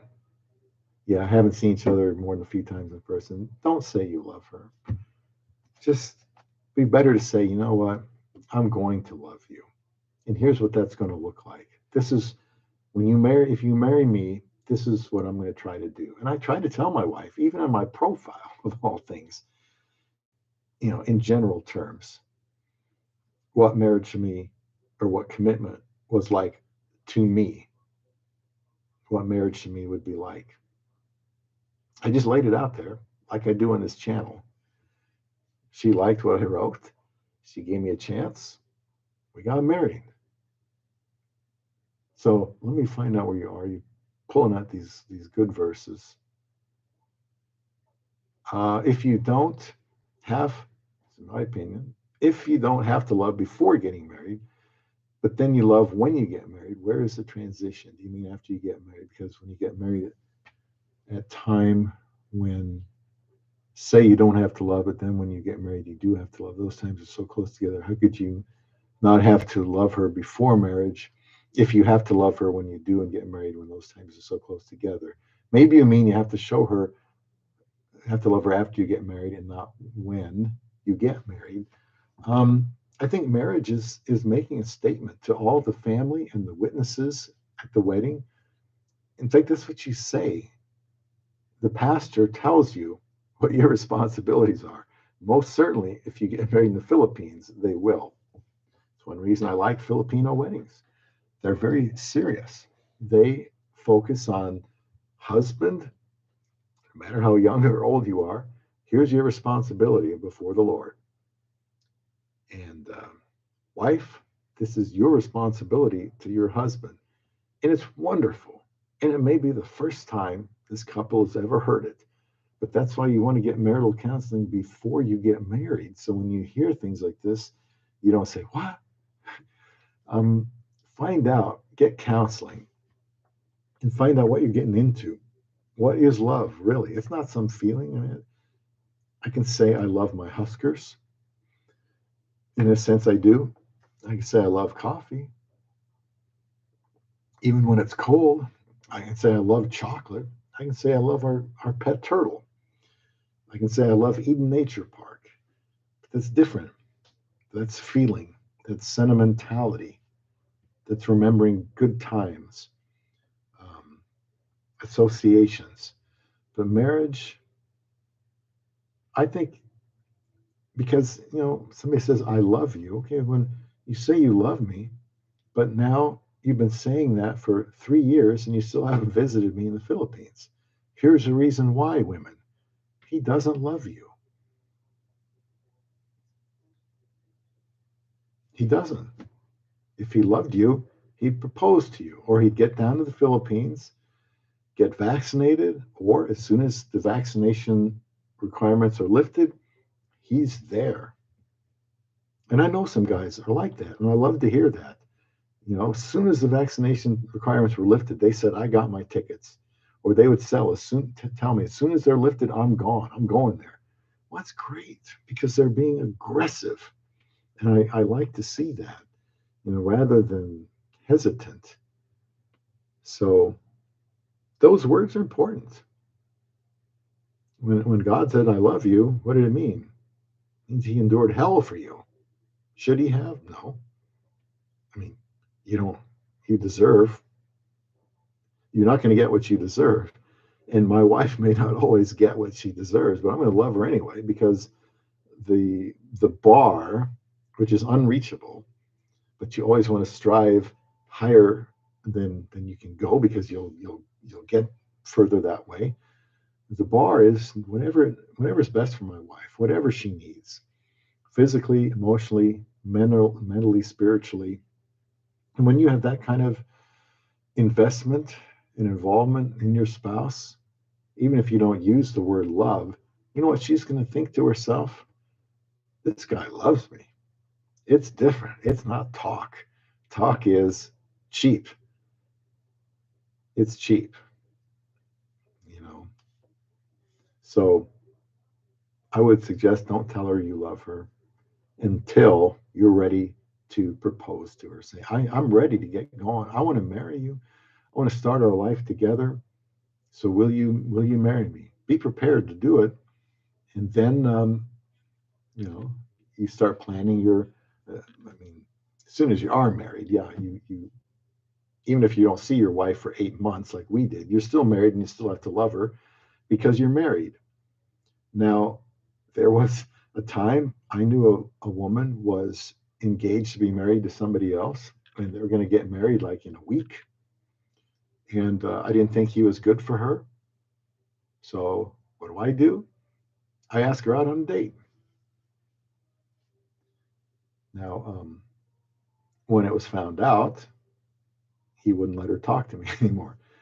So he did what he had to do, but I sent him a message. Until you guys are married, she's fair game.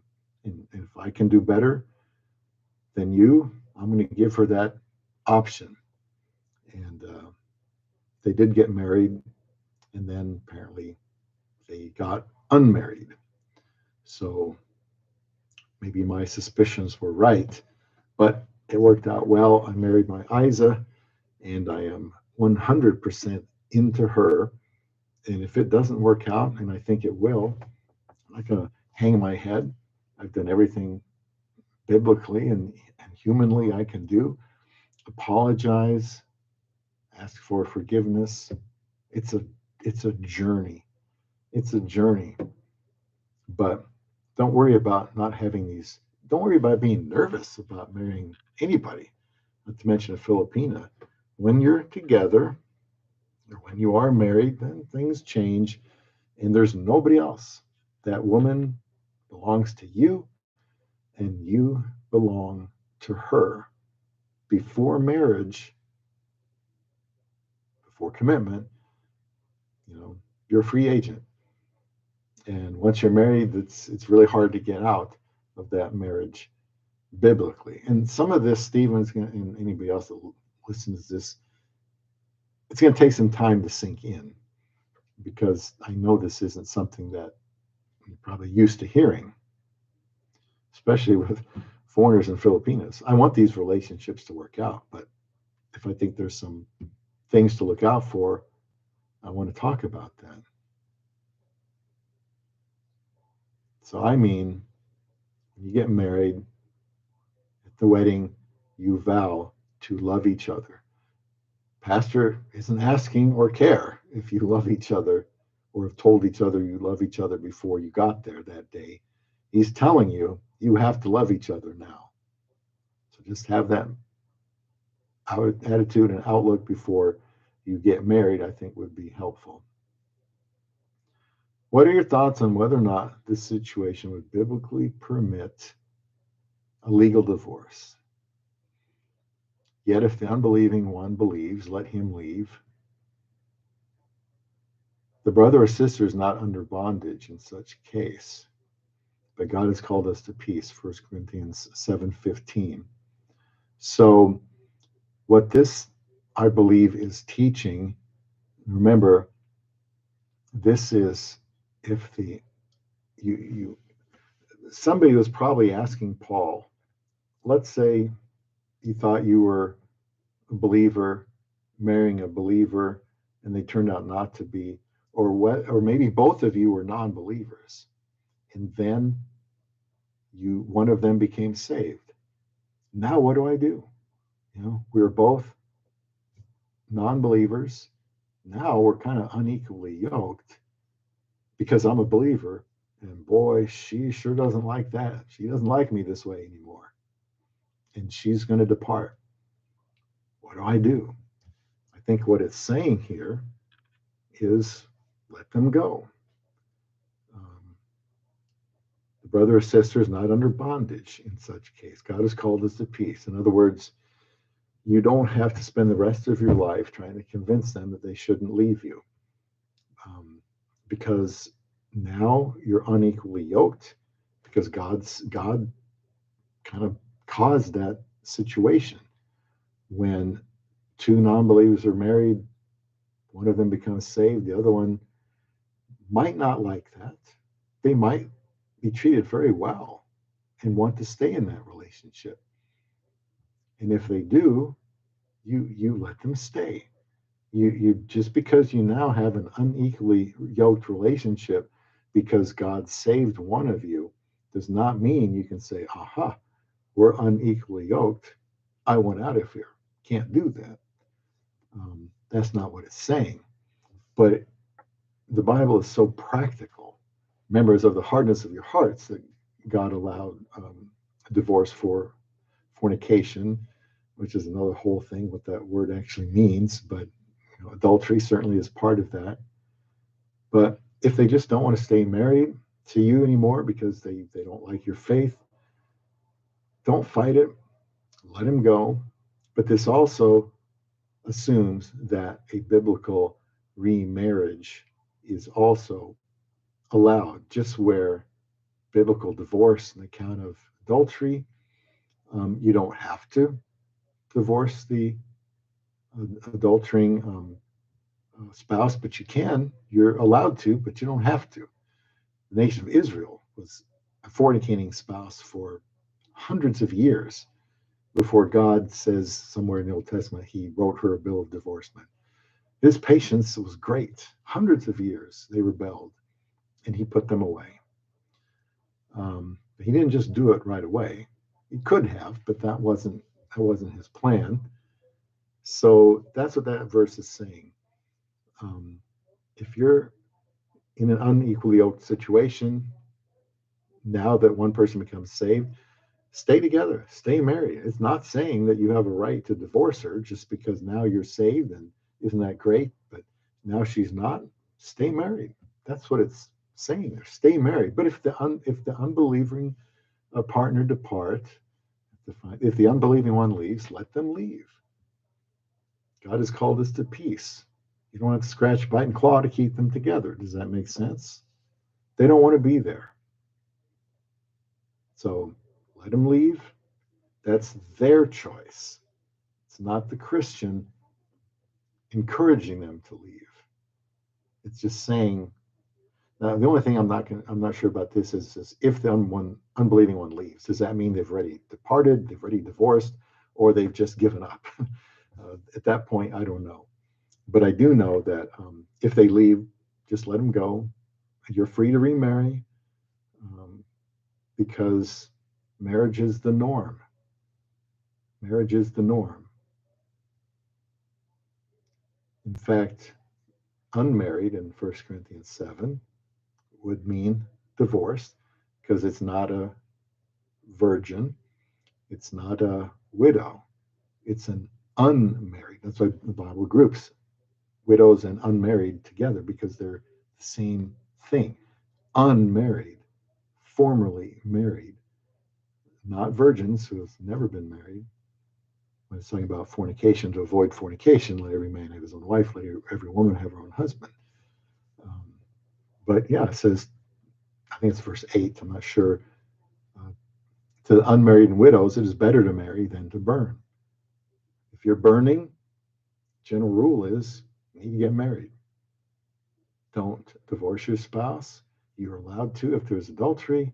Short of that, just have to stay married. But if the unbelieving here, as Paul is answering questions, so he gets to a different question, says, if the unbelieving one leaves, let him leave. The brother or sister is not under bondage in such cases.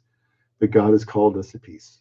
I do not think this means that that poor person, man or woman, is left to be single and struggle the rest of their life. I don't see that at all. Paul told the young widows to get married again.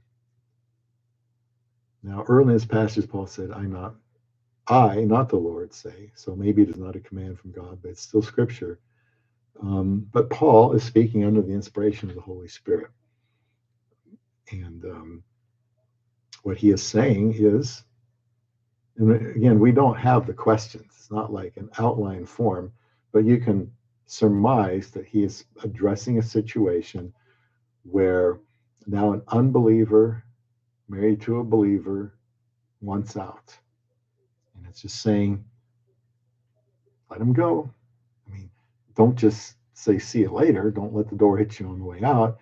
You try to stay together. But again, this might mean the word if, they have left, or if the unbelieving one leaves, if that means they're unapproachable and it's unsalvageable, then don't fight it, let it go, and you can still be married. It's not your fault that God saved you, and it's not your fault that they don't want to be married to you because you're a believer now. Let them go. You can still marry. I believe that's what it's talking about there. And Paul, like he says, is speaking as one who has authority. And so he is able to say that, and it is biblical truth. Greater love is no man than this, and one lay down his life for his friends. There's death. I was thinking, even if it's cold right before you said it, it is like you read my mind. Yeah. All we can go by is the Bible, for absolute truth. He endured hell for you. That is a sobering way to look at it. Well, he did. I mean, pretty high ceiling there. Flames and being eaten alive all on the cross, since he was, in a way, enduring hell for his people on the cross. In a sense, he satisfied the wrath of God somehow, some way, in those 3 days when he died and rose again. He satisfied somehow the wrath of God. And personally, Stephen, I think this is so incomprehensibly horrible that the Bible is written in a way that we never can get a full grasp of the horror of a sinless, eternal, perfect God punishing the Son of God, who is equal to God, so that Christ could be married to a bride. Christ came into this world. The whole gospel is about marriage. Christ came here for a bride, and he knew he had some work to do because she was unclean and unholy, and the only way he was going to be able to have that is he'd have to love her. And so the greatest love is man laid down his life for his friends. But we're talking 1,000 degrees hotter than that as far as the temperature of love, and that's enduring hell. How did he do that? I have no idea. But God can do anything. So in 3 days, he can endure the wrath of God, the Father, for sinners. And we're married to sinners. I'm a sinner, my wife's a sinner. So when I think about the troubles I'm having with my wife, some of it my own fault, and I can say, what did God endure for me? What is the example? He endured hell. Hell. He didn't deserve any of it. I deserved all of it. So until I have to endure hell for my wife, I'm going to forgive her. I'm going to work with her. I'm going to ask for forgiveness. I'm going to admit I blew it. And we're going to get back to doing it better. And there are rough days sometimes, but you know what? When you tend to endure those rough moments, eventually they tend to go away. And if you've handled it well, that relationship is even better. Love is a very strong word. And Stephen, that verse there makes me realize just how strong it is. Because God's love is what? It's, well, what does the Bible say? Romans 8, maybe? You probably know about the length and depth and breadth and width of God's love. I mean, nothing compares to it. We can't measure it. It's incomprehensible. And so love is a big deal. You tell somebody, I love you right now, you better be able to show them.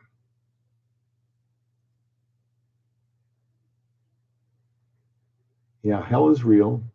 Mark 9:47-48. It is most definitely real. And then through the scriptures with Stephen. Stephen again with a different account. See, we've been on here so long, we burned out your other account. What if the unbeliever leaves a believer without legally divorcing? Would it be biblically be okay for the believer to legally divorce if the non-believer leaves? Guess you have to talk to a lawyer. I mean, this is like the Philippines where they don't have divorce and somebody just leaves. You may not even know if there's adultery involved, but they're done with the marriage. And so you have to get it annulled. They want nothing to do with it. If the unbeliever leaves, so that's what I was wondering what the word leave was getting at earlier. If that meant they had already divorced them, or if they're at a point of there's just unreconcilable. You could ask your pastor about that. But I don't know. I've never thought about somebody just leaving somebody without divorcing. Usually today, there's a divorce. So would it be biblically okay for the believer to legally divorce? I wouldn't think that that's what it's saying, because I think it's just assuming that the other unbeliever has left and they did what they had to legally do to free up themselves to marry somebody else. I think it's probably assumed that they ended the marriage, and so the believer wouldn't have to. Now, a wife can be kind of unapproachable while she's sorting things out.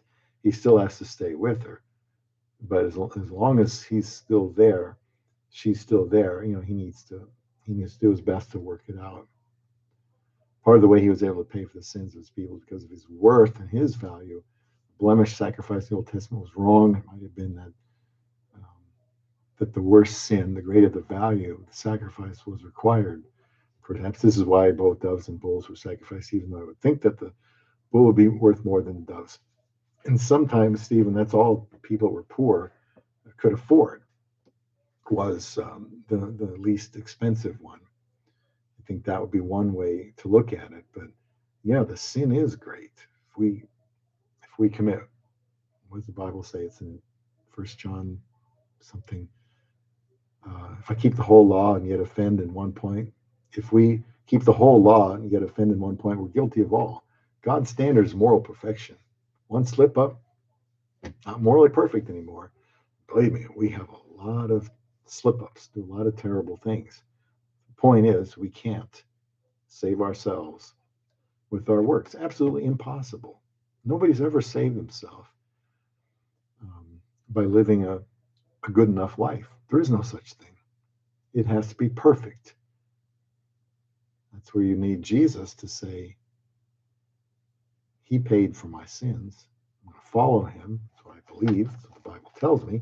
Now I'm going to show my commitment by giving him my life, which he asks for by way of us making him our Lord, and he deserves that. So, next comment. So, therefore, what else could satisfy the wrath of God but himself? That's true. That's why Jesus was able to pay the price in just a few mere 9 hours or so, plus the suffering before the cross. Somehow he did it because he's divine and he's perfect. He paid for all the sins. Now, as a husband, I don't have to endure hell. I can die for my wife. Absolutely. We have find an intruder in our bedroom some night. I may lose my life trying to defend her. But that's what I should do. But that's not the same as paying for her sins. That's something I can't do. But short of that, I'm supposed to love her, do what's best for her until I die. And I tell my wife, look, I'm not saying I'm going to die tomorrow, but I do think about it since I get older. And, at the end of the day, I do want to know that I did all I could to be good to her and to love her and to show her God's love. I don't want to give her a false representation of the love of God. It's imperfect enough when she marries a man. Women are to submit to their husbands as if he is Christ. Doesn't mean he is, because he's not, and it's going to be hard. But would they submit to Christ if he was their husband? If they disobey him, they're not submitting to him. The submission part is hard, but we can trust God because he is perfect.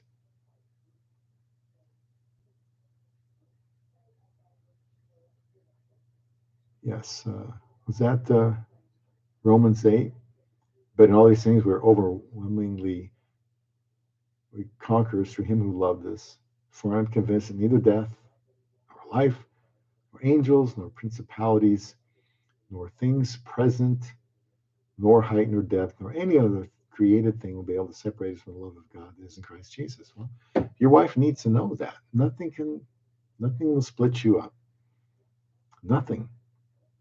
So why would she want to take advantage of you if she knows you are 100% committed to her? I think some people feel like, no, if you say that, she's going to take advantage of you. But how many people love that way? And why would a woman want to take advantage of somebody like that if he did? Love is the big thing.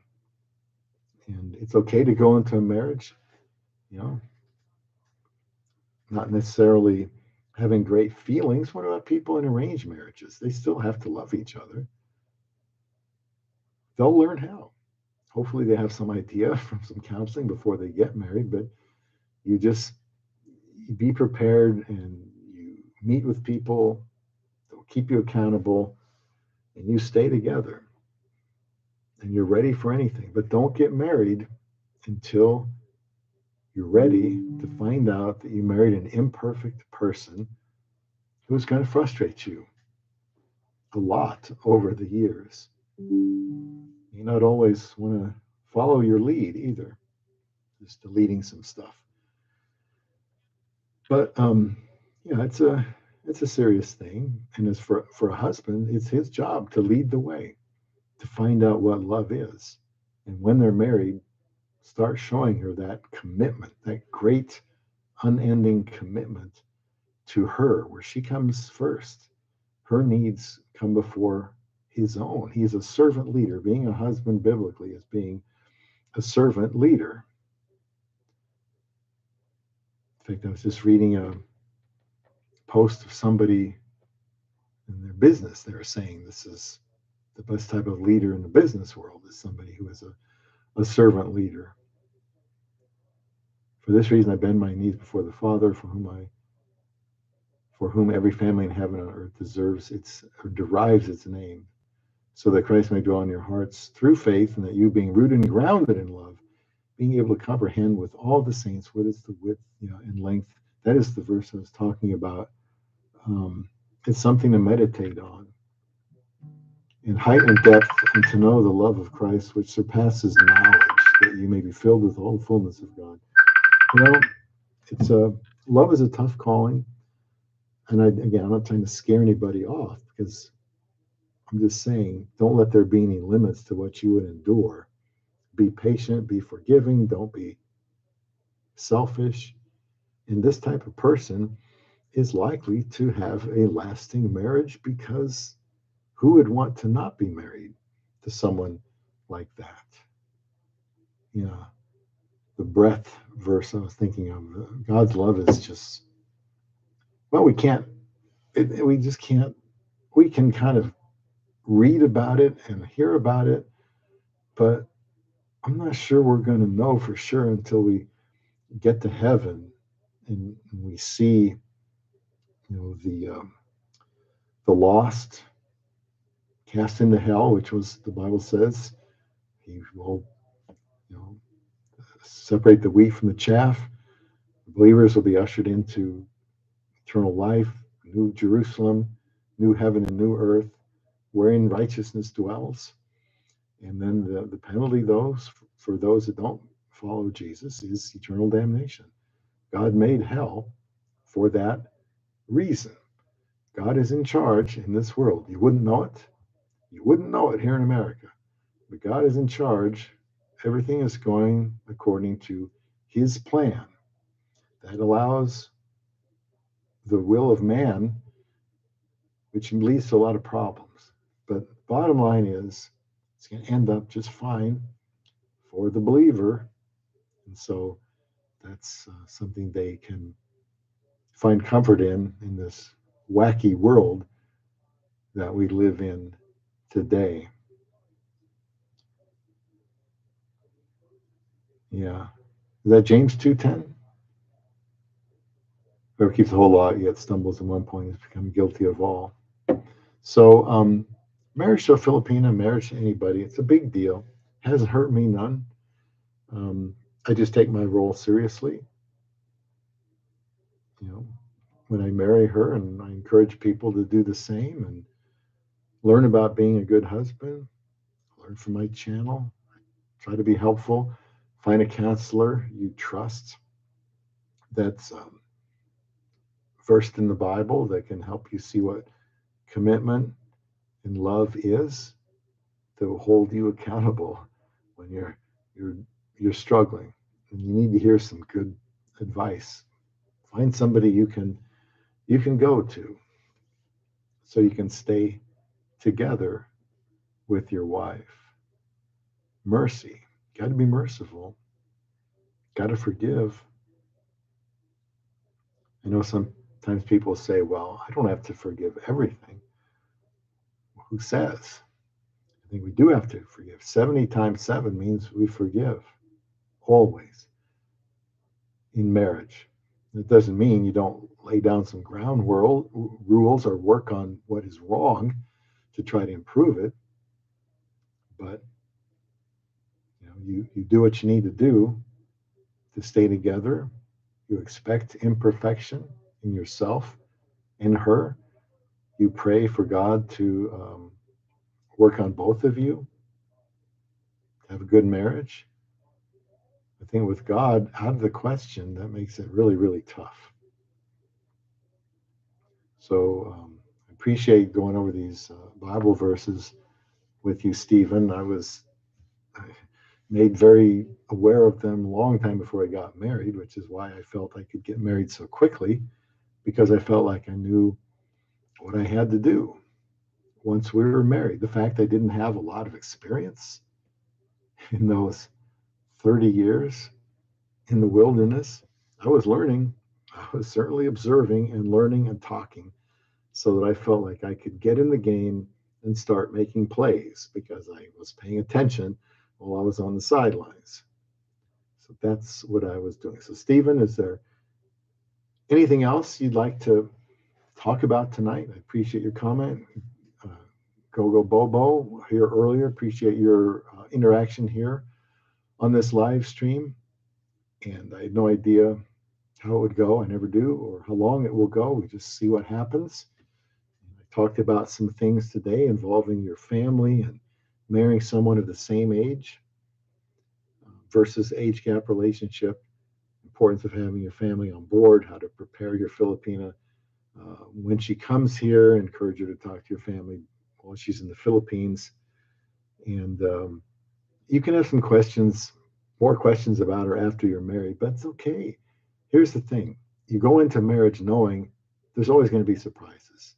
You're always going to be learning. She's going to be learning about you. You're going to be learning about her.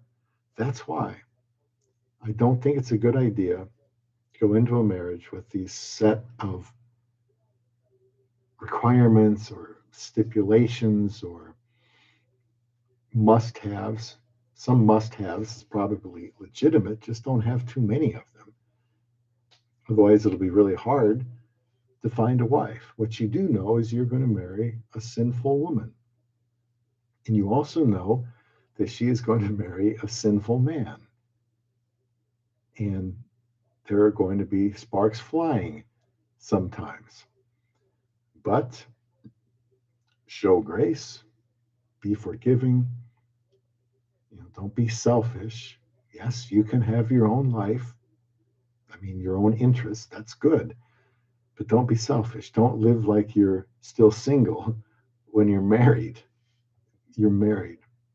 Once that pronouncement is made, husband and wife, and then normally you would consummate that marriage, you're married. And at that point, well, I hope you like each other enough to stay married. I hope she respects the man's leading of her enough to follow him and allow him to be a good leader. He's going to make some mistakes. Allow him to do that. Don't expect perfection. And look for encouragement from friends, family, wherever you can find good advice. I certainly need it. You can ask any question you want, Stephen. I mean, I don't know if it's crazy, but I just, in my whole life, I've always had this sense of urgency.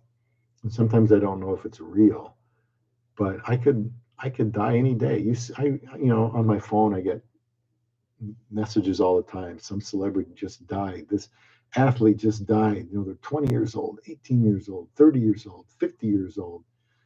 They're dead. They weren't planning on dying. I could be dead anytime. I'm already 61. So every day is important to me to try to do things the right way, express my love to my wife, try to help guys with who are looking for Filipinas. I don't take anything for granted. It could be over anytime soon. I just want to make sure I gave it my best on the field, so to speak, before time ran out. So, Stephen, if you want to ask something else, still with the Filipino context, that's what this channel is for. We talk about anything. There are hundreds of things to talk about. In fact, I just made a TikTok video that has, I think it's around 74,000 views already, just made a couple of weeks ago. And it was just called, What's Wrong with Marrying a Filipina? I had like 1,000 comments, 1,200 likes, 74,000 views. I've been busy just trying to keep up with all the comments from that video. But I like doing live streams here on YouTube. I just wish that they would be a little bit more popular. Like anything, you just put your head down and go to work, do the best you can. So, Stephen, I'm still here. If you did want to ask another topic, we can certainly do that, because anything that we talk about, other people can learn from too. And often when there's something on one person's mind, it's on somebody else's mind. So I don't want to stop this live stream before you have a chance to ask. Here we go. There has been at least twice when I asked a Filipina when she became a Christian, and the response was from birth. You're probably wondering if that's believable. I have known some people, and some people talk about other people who said they don't remember a time when they weren't saved. So I can't come out and say that that's not possible. But from birth, no. And maybe they're saying from birth because they're trying to say, I don't remember a time I wasn't a believer. But certainly not from birth, because the Bible says we were born in sin. David, you know, in sin did my mother conceive me. We're born sinful. We're born with the virus of sin, and we pass it on. And eventually, it kills everybody. So, literally, no, we're not. I wouldn't believe that somebody was saved from birth. You have to become saved. Become saved, you have to understand some things about sin, heaven, lordship of Christ. I don't think somebody can do that if they're not even aware of these things. So, if you're asking me if that's legit, I would say no. But then asked, since it's impossible for a baby to repent, put faith in Christ, what did you mean that you were a Christian since birth? And she said she had misunderstood the question, okay, and said that she had been a Christian since college. Well, she must have misunderstood the question. I don't know if she wasn't paying attention when you asked the question, because it seems like a pretty straightforward question. And yes, with Filipinas, there are times when you have some communication struggles when you wouldn't expect to. Sometimes, especially through texting, it's very easy to misunderstand. My wife and I struggled a lot when we were texting a lot. We do webcams and everything is fine. Then we text and it's like, why is her tone like that? What does she mean by that? Why did she say that? I don't think she meant that, but that's the way it came out. And that's, we're better at it now after 7.5 years of texting, but originally, man, we could have some confusing conversations when we were texting for whatever reason. Yeah, different, quite a bit different saying you've been saved since college. Why would she say she was a Christian in college rather than saying she was a Christian since birth? Well, like she said, maybe she misunderstood. And I know I guess all you can do is ask to clarify. She could not have meant since she was a child, since later she said she had been a Christian since college. Well, then at that point, Stephen, I guess you could get some clarification by asking her what made her a believer in Christ. How did she get saved? And then you can see what she says. Yeah, suspicious, like a scammer, could be. Yeah, it could be, Stephen. It could be, unless she really misunderstood the question. Because in your scenario, I don't understand her level of English comprehension. I don't know how often she uses it. I don't know, since it's not her first language, if she's understanding of certain terminology. That I don't know. But like I did, I do think you could follow up with that and say, okay, then when you were saved in college, what makes you sure you were saved? Or how are you saved? And can you lose this salvation? And you dig deeper to see, if she understands all that. Since if she had the understanding of supposedly how to become a Christian in order to become one in college, supposedly, but if she knew how to become a Christian, then she wouldn't have said she had been one since birth. Well, yes, that is a bit confusing. So, if it were happening in real time, I would want to know more about her statement. Maybe instead of focusing on the apparent contradiction in timetable, you could say, okay, then what was your conversion experience like in college? How did you know you were saved in college? What made you think you were saved in college? What Bible verse made this clear? That sort of thing. And see how she can answer that.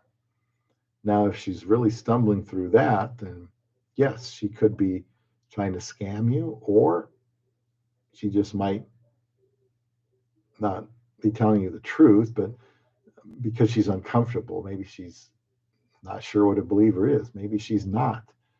Or she could just be lying to you, which of course you don't want her to lie to you. But that's a good question, Stephen. And what this kind of reminds me of when I was talking about my wife talking to my pastor. I said, Pastor Scott, thank you for being here this morning. My wife's in the Philippines. It's much later over there. Please take all the time you want. You can see her there. She looks very eager to talk to you. I never talked to my pastor about what to say and what not to say. I figured he would want to talk about, spiritual things. I said, just ask her whatever you want. Ask her whatever you want. And then let's talk about it. If you were alarmed or confused by something she said, let's talk about it. So that's what I did. I got his impressions. And my wife, by the way, said she was a born again Christian, which in the Philippines, well, in America and other parts of the world, born again means saved. Christian. More particularly in the Philippines, born again means I'm not Catholic. That's what born again means in the Philippines. There's another topic we'll paint a bad light on Filipinas as far as intelligence, but I keep running into it, not always on the website, still at Filipinas. In doing Uber, I've talked with a lot of Filipinos in customer service. Yes, 90% of the time when you call somebody up, you're going to contest a bill or something, or buy CPAP supplies, you're probably going to end up talking to a Filipina. By the way, we've been on 2 viewers here this whole time, 2 hours and 37 minutes. Maybe it's more if I hit refresh, but if I hit refresh, I'm probably going to lose everything. So I'm not going to do that. So I really appreciate your comments, Stephen. And again, everything is fair game to talk about. This is a live stream. I have some topics to get it started, but at the end of the day, I want the people that are listening either leave comments after the fact, or even yet, better yet, here in the live stream. Yeah, I would have to explain things several times. They did not seem to understand what I was saying, despite it being very clear and easy thing to understand. Another friend of mine has experienced this with other customer service things with Filipinas. Well, yeah, I think I have too. And sometimes the customer service people, they're only given so much information. A lot of times they're reading off of scripts, and maybe there's something there that when they have to go off script, it just tells them what to say, but they don't have all the information. If you said, look, I demand to talk to a supervisor, and if they're allowed to get you a supervisor, they can answer your question better. But the frontline people, whether they're Filipinos or not, are only given so much information because they don't want you to talk to the higher ups because they have other things to do, I guess. So sometimes, they just only know what they can know. And they're not trying to sound not smart or not bright, but they just don't know. They know the frequently asked questions. They have a script, and that's what they know. But they don't know about the product necessarily. Like if she was a CPAP person, she's taken orders for CPAPs, she's probably never used one. Maybe not even sure how it works or what it feels like or why it's, prescribed to somebody. But she's in customer service, so she may just not know everything, like a CPAP wearer would. Like if you went to the pharmacy and said, I'm looking for a CPAP machine, Oh, you come to the right place. We have all these machines and cleaners, and we'll answer any question you want. Customer service rep on the phone or online phone, probably, uh, they're just not going to go that deep because they're not allowed to. So that may not mean that she just doesn't understand. But I do know what you're saying. And look, women are at different stages of development of their language. English is not their first choice. I mean, their first language. And if you don't live with somebody at home that speaks English, you're probably not going to speak English. There's nobody to speak English with. They won't understand you if you do. It's best if you have friends that you see often, maybe a family member you live with that also speaks English, and then you can speak together. My wife keeps telling me, best way to speak English is just start learning and speak with somebody. And I feel like, well, I think there are some more finer points in doing that. But I don't know. I just think the older you are, the harder it is to learn a language. That may be a factor too, Stephen. Maybe they just started when they were 16 years old and they're 24 and their English is just not as developed as it would if they started when they were 5. So why do that? Why not fix it permanently? If it is money, it is understandable. So what do you mean by if it is money, it is understandable? Or are you talking about if it's money in getting in the way of learning English? They do have schools. I do know because I offered to pay for one of our siblings to learn English or be taught English, and my wife nixed it because she said that you could get a whole college education for the charge that this person was going to charge us to uh, teach him how to speak English. That was my bottom line, just wanting him to learn. Um, but anyway, she still thinks he can learn on his own or through videos and finding somebody else that can speak English, and it can get better. But you know, I do. You know, my wife's brother is trying desperately to learn English, and it's tough. I mean, it's tough for him, just like it would be nearly impossible for me to be learning Filipino language because I'm older and it's just hard. You know, I don't even want to do it. It's just, it's so difficult. English is not an easy language. We take it for granted because that's all we've ever known. Another example is a man, I think, who might have been Filipino, asked me to take pictures of my car, even though it was only a problem of a literal bug in the car for Uber. After someone reported there was a bug in my car. So asked to take pictures. So why did he ask to take pictures?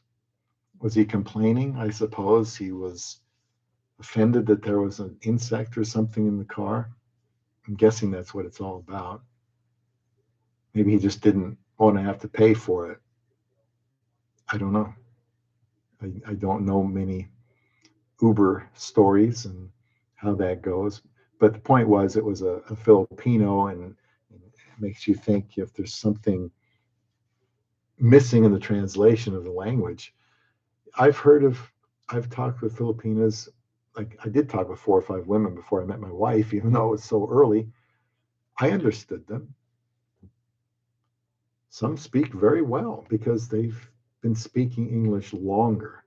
Others haven't. They're trying, and it's embarrassing to them and so frustrating, like it would be for me, but they're doing the best they can. So it's not an intelligence thing for the Filipina.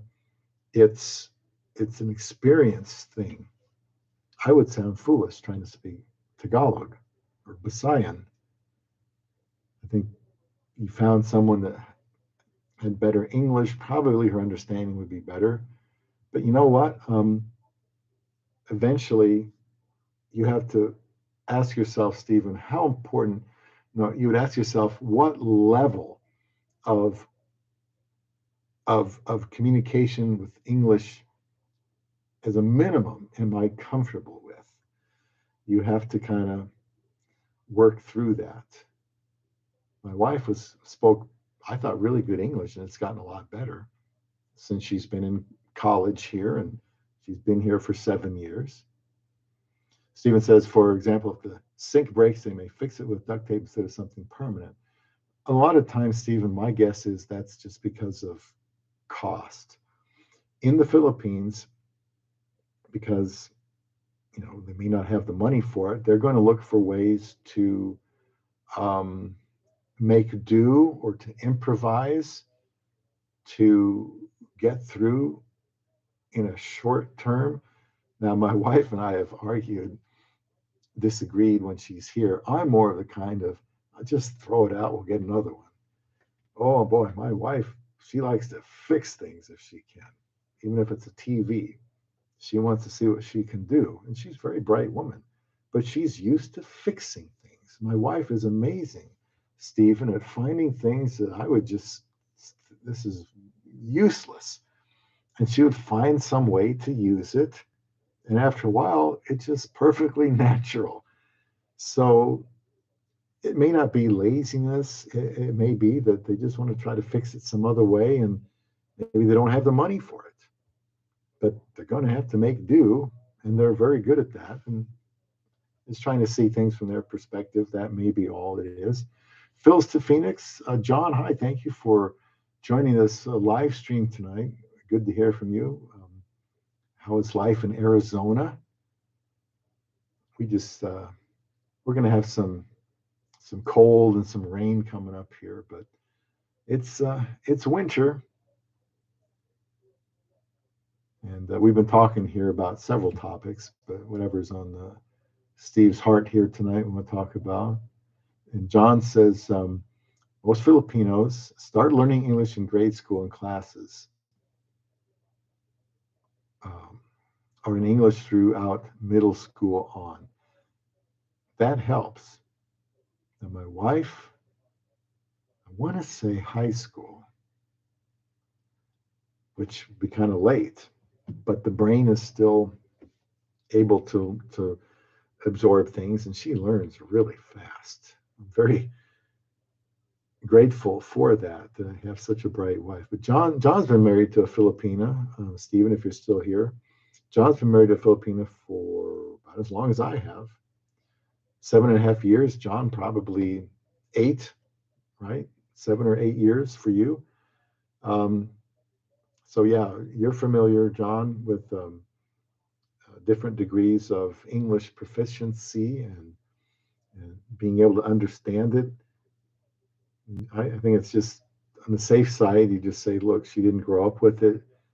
She doesn't maybe understand a lot of vernacular and jargon and slang that we have here. And all you can do is encourage, your Filipino wife or girlfriend, ask questions if you're not sure what it means. She may not even be able to do that. She may not understand it well enough. And I know guys, a lot of guys say one of the most important things to them looking for a Filipina is their English proficiency. They want to have good communication. That's a good thing to want. There's no question about that. But then you got to ask yourself, am I passing up a potentially really good wife because she's really good in these things, but the English is not so good? Well, in your mind, you got to think of what you need to be able to make it work.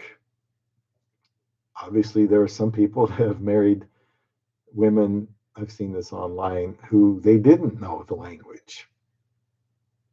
So that's crazy. They'd have to live with an interpreter. But even so, it's better if you can speak the same language. Bottom line is you're going to have to understand each other, and you're going to have a biblical marriage if you're a Christian, where the wife follows the lead of her husband and he understands his wife, wants to do everything he can for her good. Why is it hard for some Filipinos to get him or her correct? John says the biggest problem is most never use it outside of school. Yeah, it's you need to keep hearing it and speaking it and hearing yourself speak it and get your mind caught up with the words. And It's a long process. He wanted to take pictures of wanted the pictures to be taken of the car because he thought the issue was a car accident. So he wanted pictures of the result of the accident. Even though it was only a bug in the car. Are you talking about an insect? Or are you talking about some mechanical minor flaw, Stephen, when you say bug? Situation somehow did get resolved through me without having to take the pictures. Yeah, but it does make you wonder, when that happens, what do I learn from this? What is this supposed to teach me? John says right now, Chana, is it Shana or Chana, is understanding the Science, Tagalog, and English. We're making sure she learns them from the start. Even teaching ASL to her. And I don't know what ASL is, but John, I hear you. And I know Isa wants her little nieces and nephews who are, what's the oldest one? Other than the 11-year-old, I would say it's 5 to maybe almost 2 to 5. So my wife is the same way, John. She wants them to start learning. Now, I haven't really asked her a whole bunch of questions, who's going to be doing it. But if that's part of school these days at those grades, great. I would want them to learn all the English they can and the Filipino language.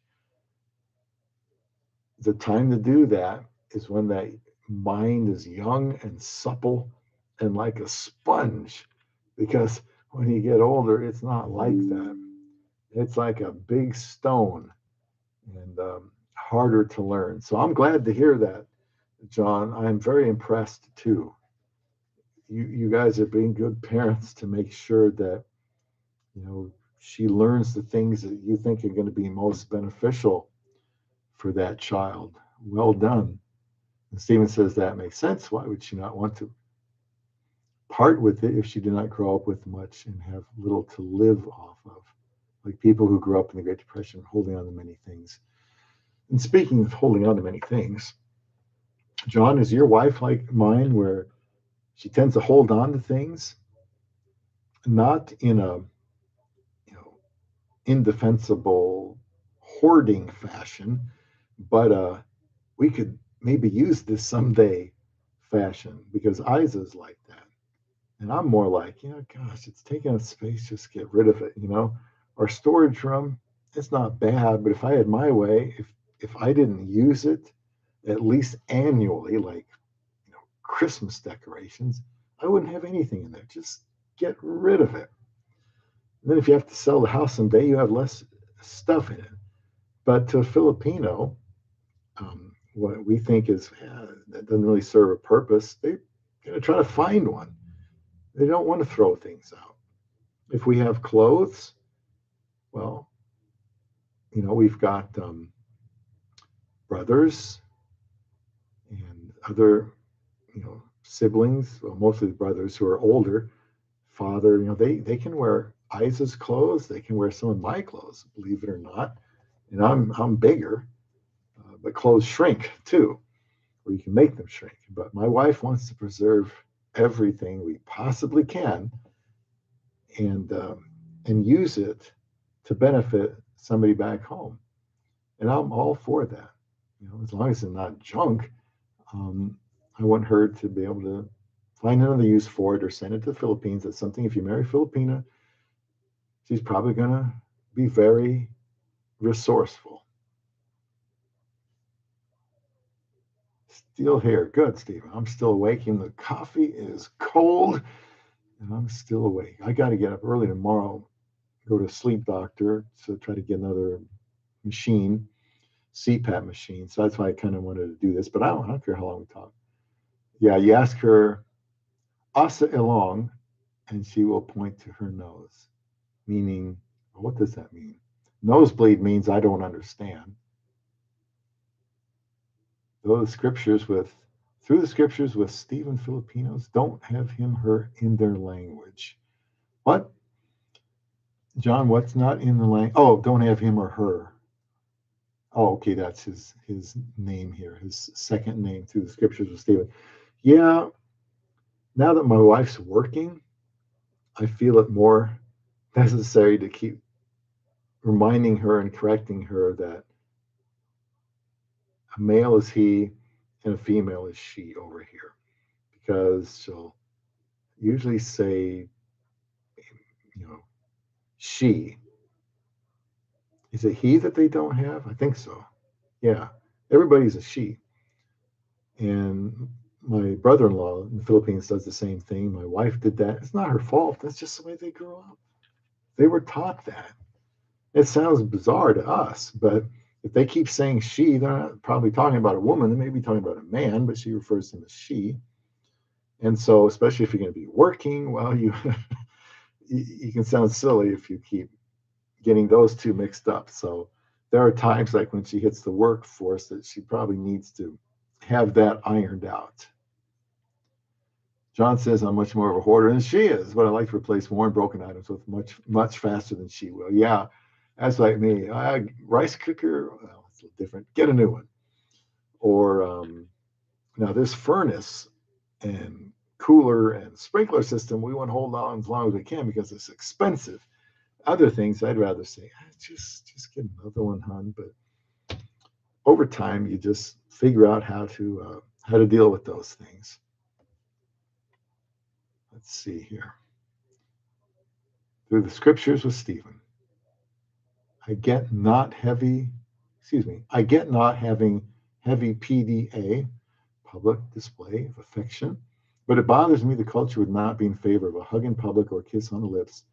I have a friend that told me who married Filipina and had done ministry there that you can get in legal trouble if you hug a girl that could be considered rape. Um, well, I don't I can't speak on that, Stephen, although I can see that. But yeah, PDA. I when I married my wife, I guess I was naive when it came to PDA. I was looking forward to you know public displays of affection, but you know I found out she's not wild about PDA. Now, on a scale of 1 to 10, that probably bothered me three, 3.5. It wasn't inconsequential, but I mean, I just thought, gosh, we're married. I can't, no, I guess I can't. And eventually her rule was, I can show PDA to you, but you cannot show PDA to me. What do you think of that? So I understood her to say, when I'm comfortable with it, I will initiate it, and then you'll know it's okay. So, John, you're experienced. You have enough marriage experience to Filipina. What is your experience with PDA? And I mean, if the girl, Stephen, is a complete stranger, and two people have been out and had some drinks or something, and he's got his hands on her, or she interprets it wrongly, then yeah, I mean that could end up bad. But my own experience would be, as her husband, and I'm more touchy than she is. I value touch. I went forever in a day without it. So I value it. And there's nothing better than snuggling up to her at night. Nothing better in the whole world than holding that woman at night, waking up with her, turning off the alarm clock for a while, and having more time. There's just nothing better. So even if I can't have PDA, I've got that, and it's worth $1 billion to me, but that's just me. Also, I'll say along is where knows in Basian. I still don't understand. But then I don't understand Basian. Yeah, trying to stay YouTube friendly. Good idea. John says, occasionally I need to ask Cindy, are you talking about a boy him or a girl him? That's common, no doubt about it. Through the scriptures of Stephen, nosebleeds are used a lot in anime in scenes where they get surprised at a character's actions or words. Everyone is a she in that language. That helps clear things up. Well, yes, Stephen, if you didn't know that, you're probably wondering, why do I keep hearing her refer to he as she? Like saying, I voted for Rodrigo Duterte. I thought she was the most qualified to be president. You mean Sarah? No, I mean Rodrigo. He's a man. That's right. I voted for her. Well, maybe I'm exaggerating a bit. Maybe I'm not. But I still have to remind Isaac, just because it's a lifetime habit, you know, make sure when you're talking with people at work, especially if it's going to be like a meeting that she has to be a part of, just get used to he and him, her, hers, that sort of thing. Yeah, Stephen, that's true. You already have found out, I'm sure. John says PDA is something she has gotten much more comfortable with over time. Public display of affection. Yeah, my wife is more comfortable with that when it's dark, but that's okay. That's okay. And she likes to sit in the back of church, but I understand my wife. We've been married 7.5 years. I get to ask her questions nobody else has asked her. If I want to know, just ask. So I know where we stand with PDA. And look, if it's, you can never force somebody to be comfortable with something they're not. So if it's PDA, no big deal. If you can have intercourse, if you can snuggle up to her all night long, not much to complain about there. Seems that possibly many Filipinos are very affectionate indoors. Is that true? That some like to be physically clinging to their husband, which I think can be good. I think I've heard that before, Stephen. I've heard that, looking for that tennis ball here. I've heard that Filipinos can be very jealous. I've also heard that can be very affectionate, that they can make very good lovers. Don't know if that's a stereotype or not. If she's a young woman, she's going to want to be sexually affectionate. She can't help it. She's a young woman. She can't help it. Just like older men used to be that way. Can't help it. Have to have it. I'm feeling it. She's going to be that way from time to time. It's nice if it matches up, but sometimes it doesn't. But I don't know. Filipinos have a reputation of making good wives in the sense that they probably, we were talking about wedding ceremonies earlier, and pastor telling the man and the woman what their responsibilities are. You better believe it. They talk about the sexual area too, because now that they're married, there is plenty that 1 Corinthians 7 that you were quoting earlier, Stephen talks about. And it's very important. We could talk about, we won't because, I'd love to, but 1 Corinthians 7, verses 2, 3, 4, and 5. I just did a video on this on TikTok, and it's probably on YouTube also. It was called, Do You Have a Right to Have Sex? Something along those lines. Because Matt Walsh did a video on that, and he didn't answer the question. I didn't think so. I made a video and complimented his on the angle he took, but I addressed it. He was saying, no, you don't have a right for sex. Because then if you want to have sex with somebody, man wants to have sex with a woman, she says no, then he's saying, you just violated my rights because I have a right to sex. And he was saying, no, you don't. And you don't. He's right. But 1 Corinthians 7, 2, 3, 4, and 5 says in 4 different places, 4 different times, there is a place where you do have a right to intercourse, and that is marriage. That's why marriage is such one reason why it's such a wonderful, amazing thing. And yeah, Filipino weddings, they touch on that. They have to. And if they didn't during the ceremony, they sure would during premarital counseling, which you have to get some degree of premarital counseling if you marry a Filipina in the Philippines. I think that's a good thing. I think as you are married, after the wedding, counseling is important too. John says a lot of words and languages there don't have gender. In Tagalog, asawa is used for both husband and wife, depending on context.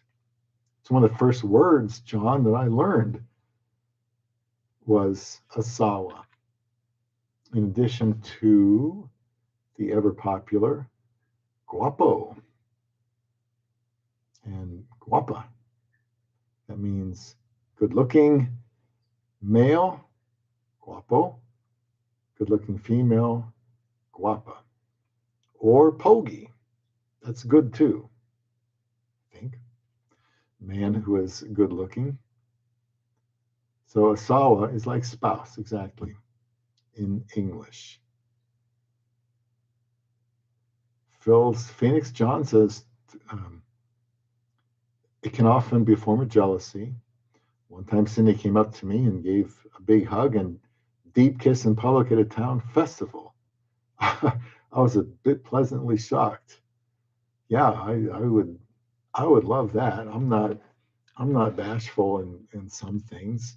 That's why that's why if I see two younger people, like you sometimes do, where they're showing PDA, I just say, well, when I was single, I would say, man, I wish that was me. That seems great. Wouldn't that be great? I hope the whole world sees us. That's fine. But my wife is not like that. In some ways, I think she is more modest than I am. Which, if you're going to have a list, and I've made some videos on this, modesty is a good trait. Kind of the opposite of what you see a lot of times today with women on social media. So if a woman is trying to attract a good husband, I've always suggested that she have modest photos of herself. If she's sexy, everybody knows it. What she wears isn't going to make her unattractive, but it can show that she doesn't want to show you stuff you really have no right to see. And you can see it all when you get married. What do you have to see before then? Modesty is a good thing. And John says, I later found out she had overheard a couple of girls asking who the foreigner was. Okay, she was just marking her turf. There you go. She was branding him, sort of. Stay away from this one. This person belongs to me. I think my wife would feel just as protective about me, John, but in the Philippines, we're almost always, if we're out in public somewhere, we're almost always together, holding hands side by side. And so there's not many times I just wander around the Philippines wondering, is somebody checking me out?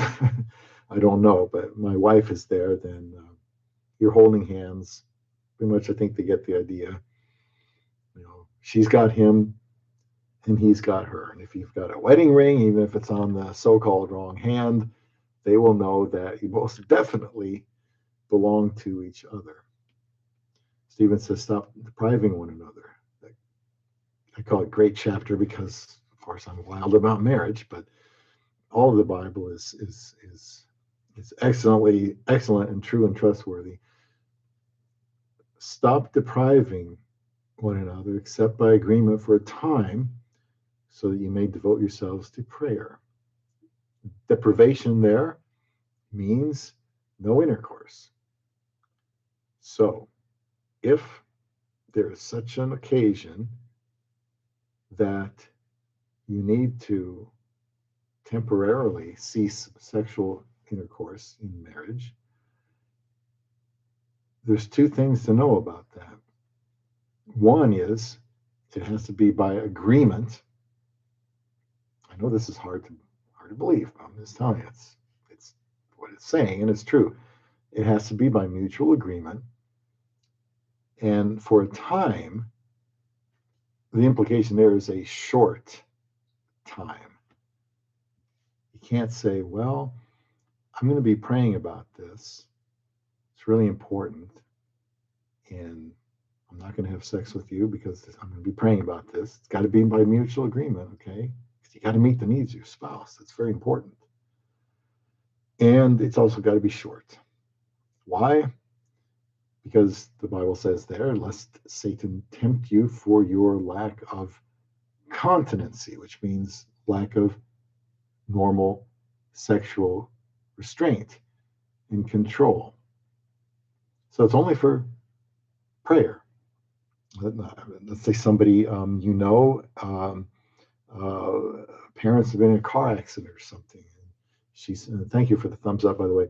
Parents are in a car accident, okay, for example, or some accident, and it's like, oh my gosh, I'm just distraught. We gotta please pray for me. With this is serious. Somebody's in big trouble, and so you say, well, yes, of course.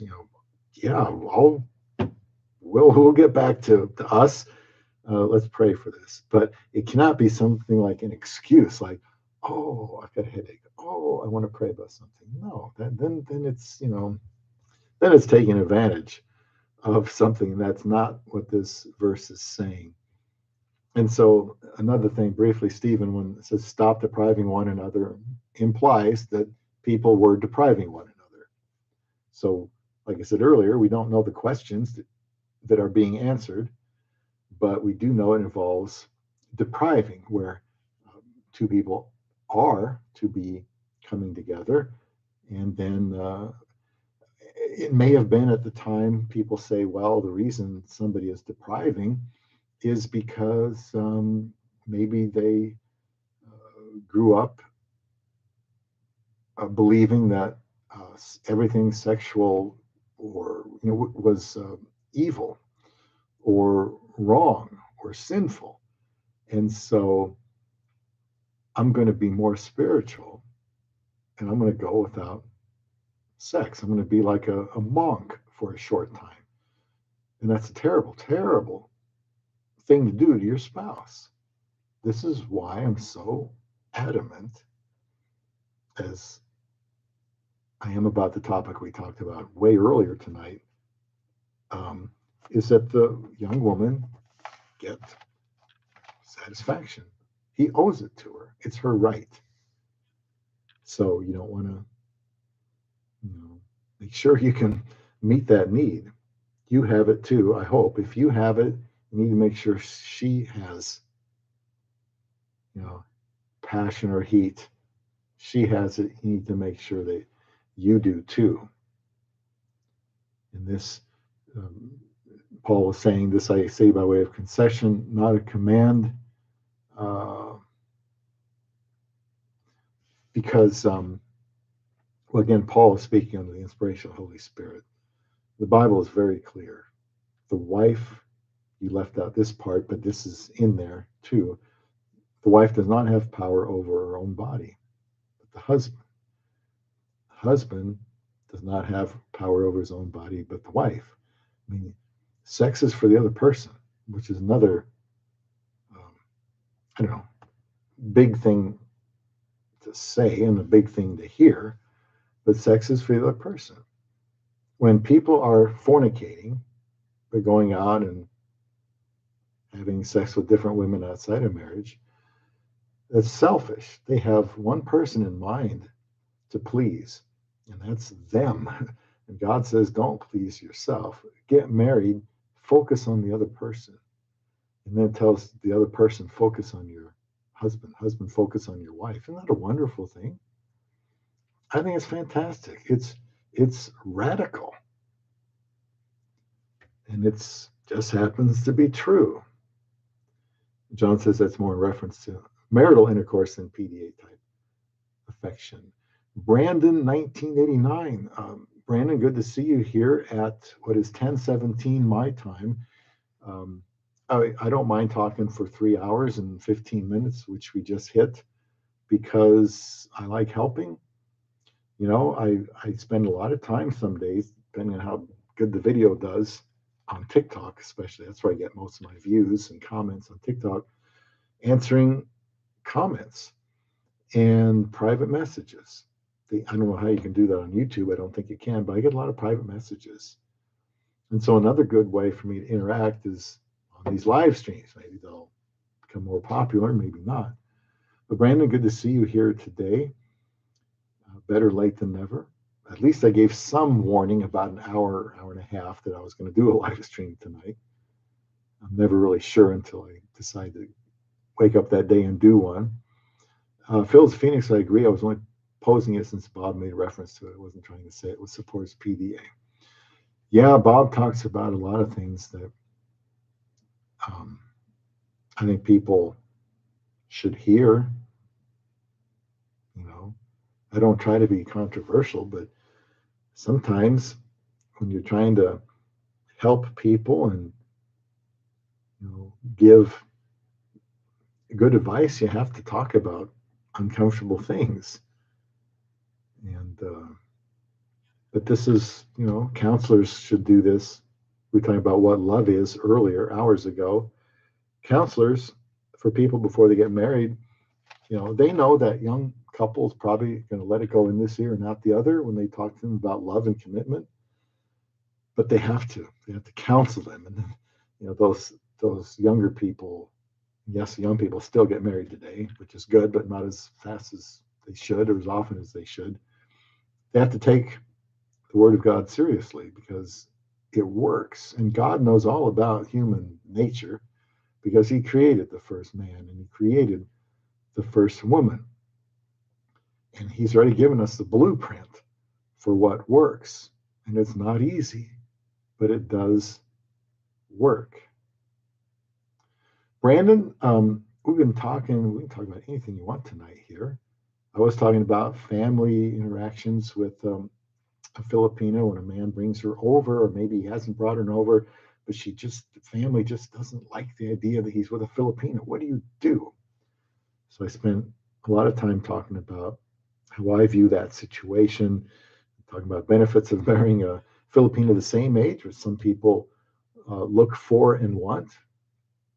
I don't really know that I'm a advocate for a younger wife, even though I'm not opposed to it. I married a younger woman myself, but I don't go out and say this is for everybody because I know it's not for everybody because they've told me that.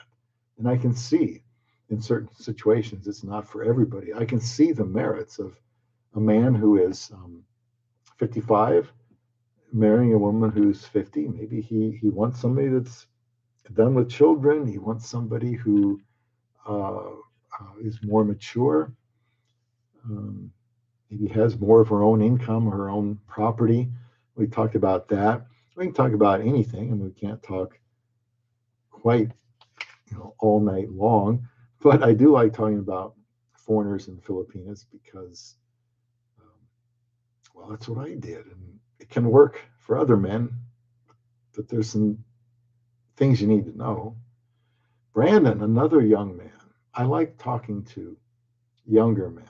I've made videos, unlike probably anybody else in this genre, about wanting young men to marry Filipinas because there are many young Filipinas who prefer on their profiles a younger man. That's their age group.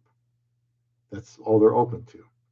Other women would prefer it, but they don't insist on it.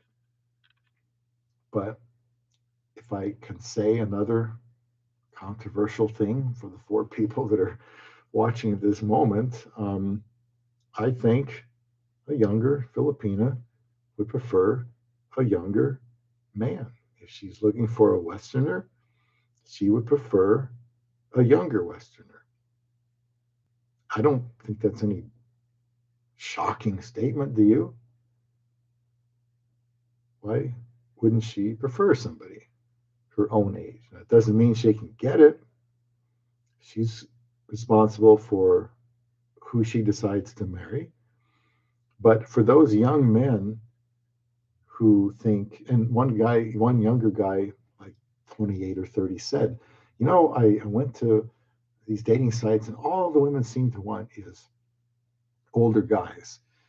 Well, when I was on Christian Filipina, I saw plenty of women who wanted younger men. If she was 25, she wanted someone 23 to 27, within a couple of years, either way. That's not that unusual. And if you're a younger guy, maybe you'll have to wait till you're 40 before you realize, boy, it's tough sledding out here in the West. Consider a Filipina. For crying out loud, you can be married longer. You're both younger. You can have a longer marriage together. You might be able to have family. Sex will probably be better because you're both younger. That's not controversial, is it, either? I mean, come on. We want to be realistic here. Yeah, young men can find younger women. Young men, while I'm talking about that, thinking about that, a young man has more income potential in that he can work longer. That's why it bothers me that in today's society, a lot of people are kind of, I don't know, they look at work as being a bad thing. Work is not a bad thing, it's a good thing.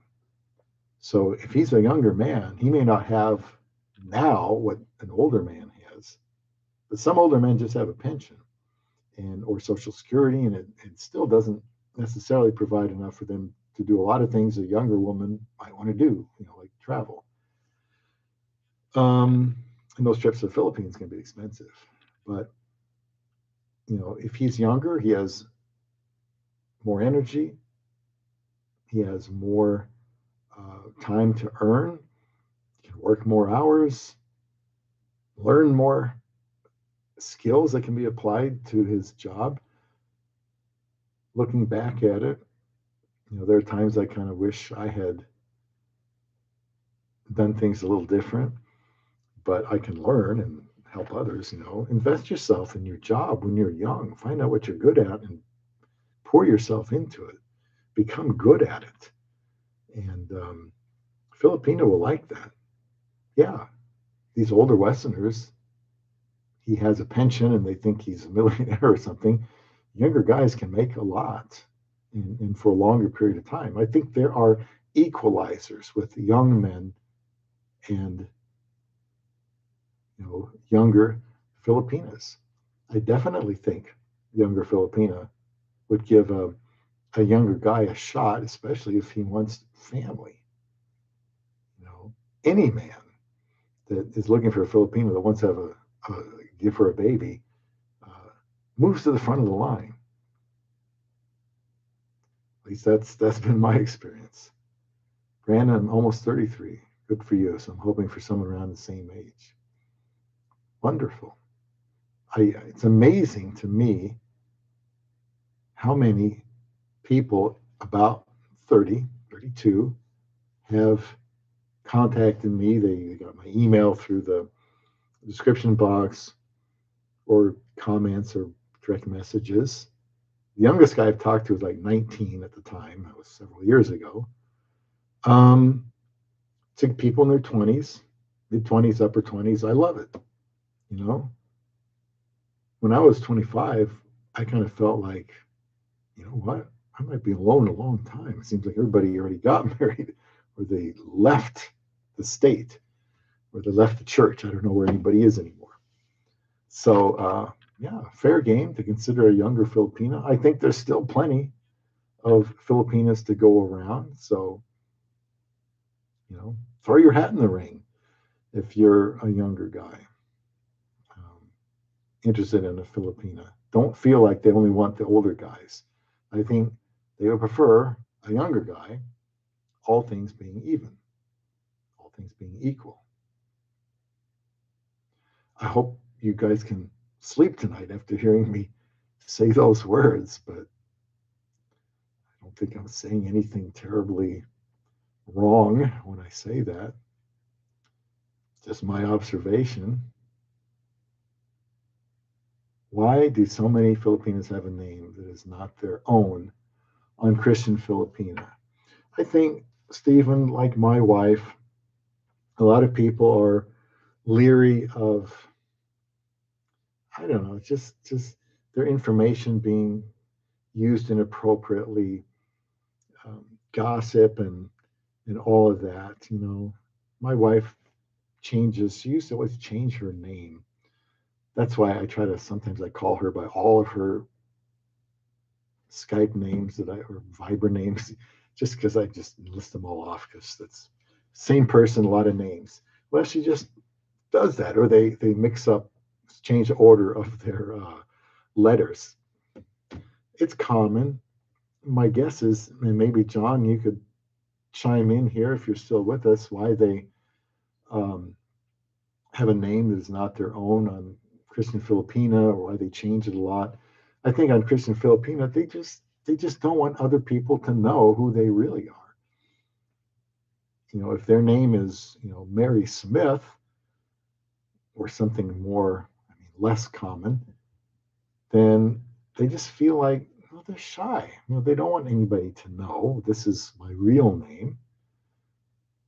They'll tell you their real name when you start chatting with them, the two of you. So I think, my response to that question would be, why do so many Filipinos have a name that is not theirs?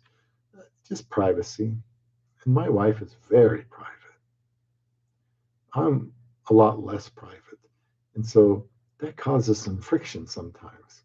I have had to learn to respect her privacy. And that's just the way it needs to be. That's just my stab at that question, Steve. I appreciate all the questions here tonight. Do the Philippines have to pay to use Christian Filipina have access to everything? I don't think so. I don't think so. The men have to have some kind of membership in order to communicate directly, chat with these women. And so, if they don't have a paid membership, they can, I guess, browse profiles. I'm sure I did before I paid the money. And they can even probably send messages. The problem is they can't really have any interaction until they join. And way, way up at the top, there is my affiliate link to Christian Filipina. So I appreciate anybody clicking on that to go to the website. It is an affiliate link, so I do benefit some if somebody signs up for any particular level of membership. I haven't made a lot of money there, but I have made some. I just got some last week because I'm not going to endorse something that I have not had good experience with myself. And I've still been close to Christian Filipina. Believe me, I've wanted to help 20 times more than I have. Because that's where I found my wife. I was still astounded that I could go so long alone, talk to 4 or 5 women I thought were really nice, and then have one of them say she wanted somebody that's going to be serious about a relationship. And she would stop talking to any other guys and just focus on me if I would do the same. Well, I thought about it and said, well, I just joined up here. In fact, I told her how much I spent. And I really wanted to have the opportunity to chat to other people. Just being logical here. And her response was, oh, that's okay. You can chat with other women if you want, but you won't be chatting with me. And so when she said that, I was kind of taken aback. And I thought, Well, I can feel like, I don't know, she's overstepping her bounds, or I can choose to see it that she does not want a player. She wants a man who is going to be serious and pursue her, because there's a lot of unserious men in the Philippines. Between some Filipinos, unfortunately, and a lot of sexpats, unfortunately, the women there see a lot of insincerity, a lot of hot air, a lot of promises. I don't know. So she wanted to know that whoever was pursuing her was going to focus on her, and she would do the same. Well, we did, and then we got married really fast. Just something to think about. I certainly have not forgotten about it, and I'm glad she stepped up and said that. And when I contacted the other women who I liked and I wanted to keep talking to, and said, no, Isa, this woman wants to focus on each other, and they all told me, well, good for her, because that's what I really want for myself. Good for her. I don't want to lose. I don't want to finish second place. I don't want to compete. Um, Talk to Isa. I mean, focus on her. I hope you guys get married. But if you don't, you know where to find me. That was some very classy Filipinas on Christian Filipina. I know they're not all like that. You can't keep all the scammers and bad apples off of any dating site.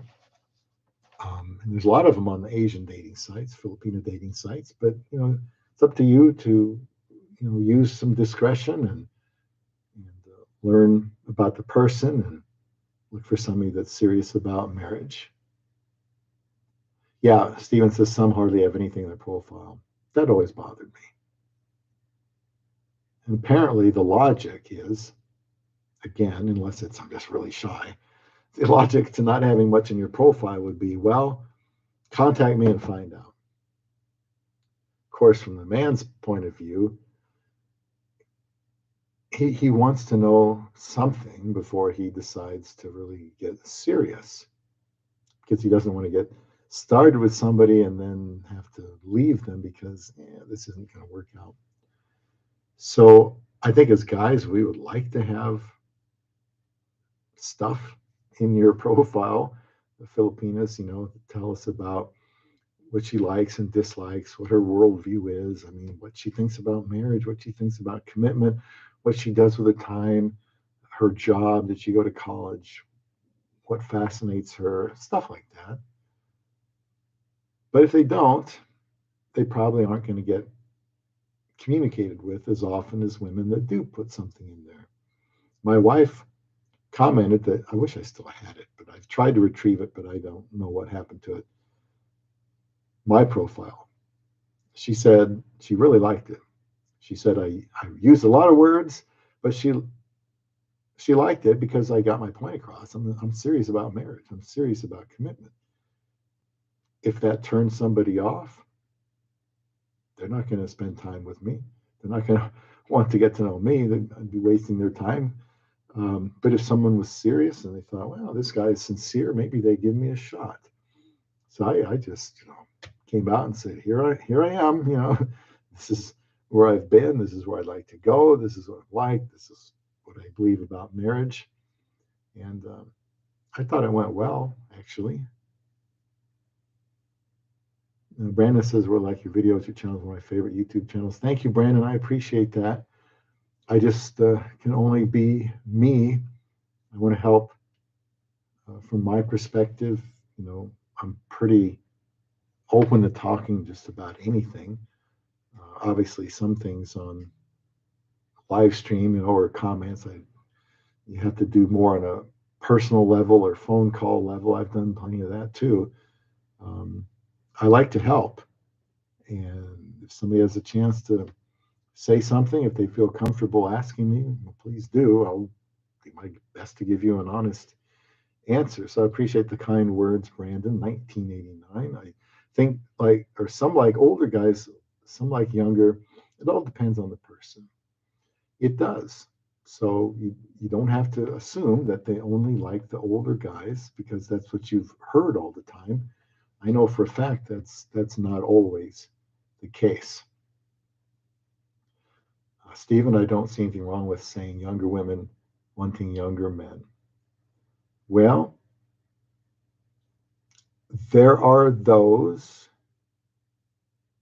who feel that if you're an older man, I know, 50, 55, 60, that you're kind of on a pedestal for Filipinas. And perhaps you are for some of them. But it's getting a bit stereotypical because a woman is a woman is a woman. A young woman wants to have, she wants to be active, most likely. I may not say it, but she's a young woman. They have hormones too. In fact, they peak out a little bit later, around the age of 30, women do, than men who sexually their interest peaks much younger than that. Women, it's a little bit later than that. And 30-year-old woman, nothing wrong with marrying a 30-year-old woman, 20-year-old woman if you're a 20-year-old guy. I mean, the problem is, from the Filipinas perspective, what they know of young men, like 20 to 25, is they're just players. They're not serious about it. So if you're going to look for a Filipina and you're a young man, you want to show her that you have a mature mindset about relationships. You're not like all the others that they know who are, cheats and go from one Philippine to the next, say what they want to hear, and then on they go. No commitment, disappear. And so they probably are thinking the Western guys are like that too. Up to you to show them that you're different, and hopefully you are different.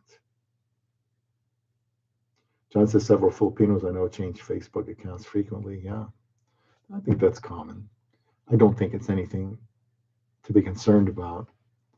Stephen says it seems many Filipinos have lips that look rough or cracked, not smooth. Wrinkly doesn't mean like it would be comfortable to kiss, not enjoyable. I've never seen that, Stephen. I mean, maybe I haven't looked that closely at I guess I have to plead ignorance. I just don't know. I've never noticed that myself. I do notice long, beautiful black hair, which I've always liked. Nice dark skin is attractive to me. Her size is attractive to me. Her lips. Some of the Filipinos have such beautiful lips. You look at those lips, and I say, those lips are made for one thing only: kissing. Look at those lips. Absolutely incredible. And but I haven't seen any lips that I thought, wow, she needs to put on some chapstick. Usually that's if it's here and you're living in Nebraska and it's dead of winter and you need to, like, starting to get now, and you need to put some something on your lips. But I haven't noticed that myself, so I really don't know what to say about that, Stephen. So that's all I can say. Dry lips. I hadn't noticed that. I really haven't noticed them licking their lips either. Oh, like tree bark and texture with it being hard. That sounds like a disease or something, but I have not seen that. And maybe John knows more. I don't know what would even account for that. I'm just oblivious to that, to be honest with you. And Stephen says, I have also asked how long they have been a Christian. How did they become? And they will often answer only one question or avoid it completely. Well, yeah, that would make you pause. And I think that's what you should do, Stephen, is be direct, and you shouldn't be making them uncomfortable.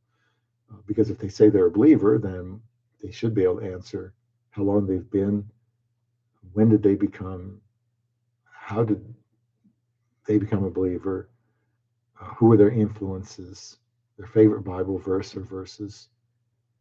I think that's appropriate.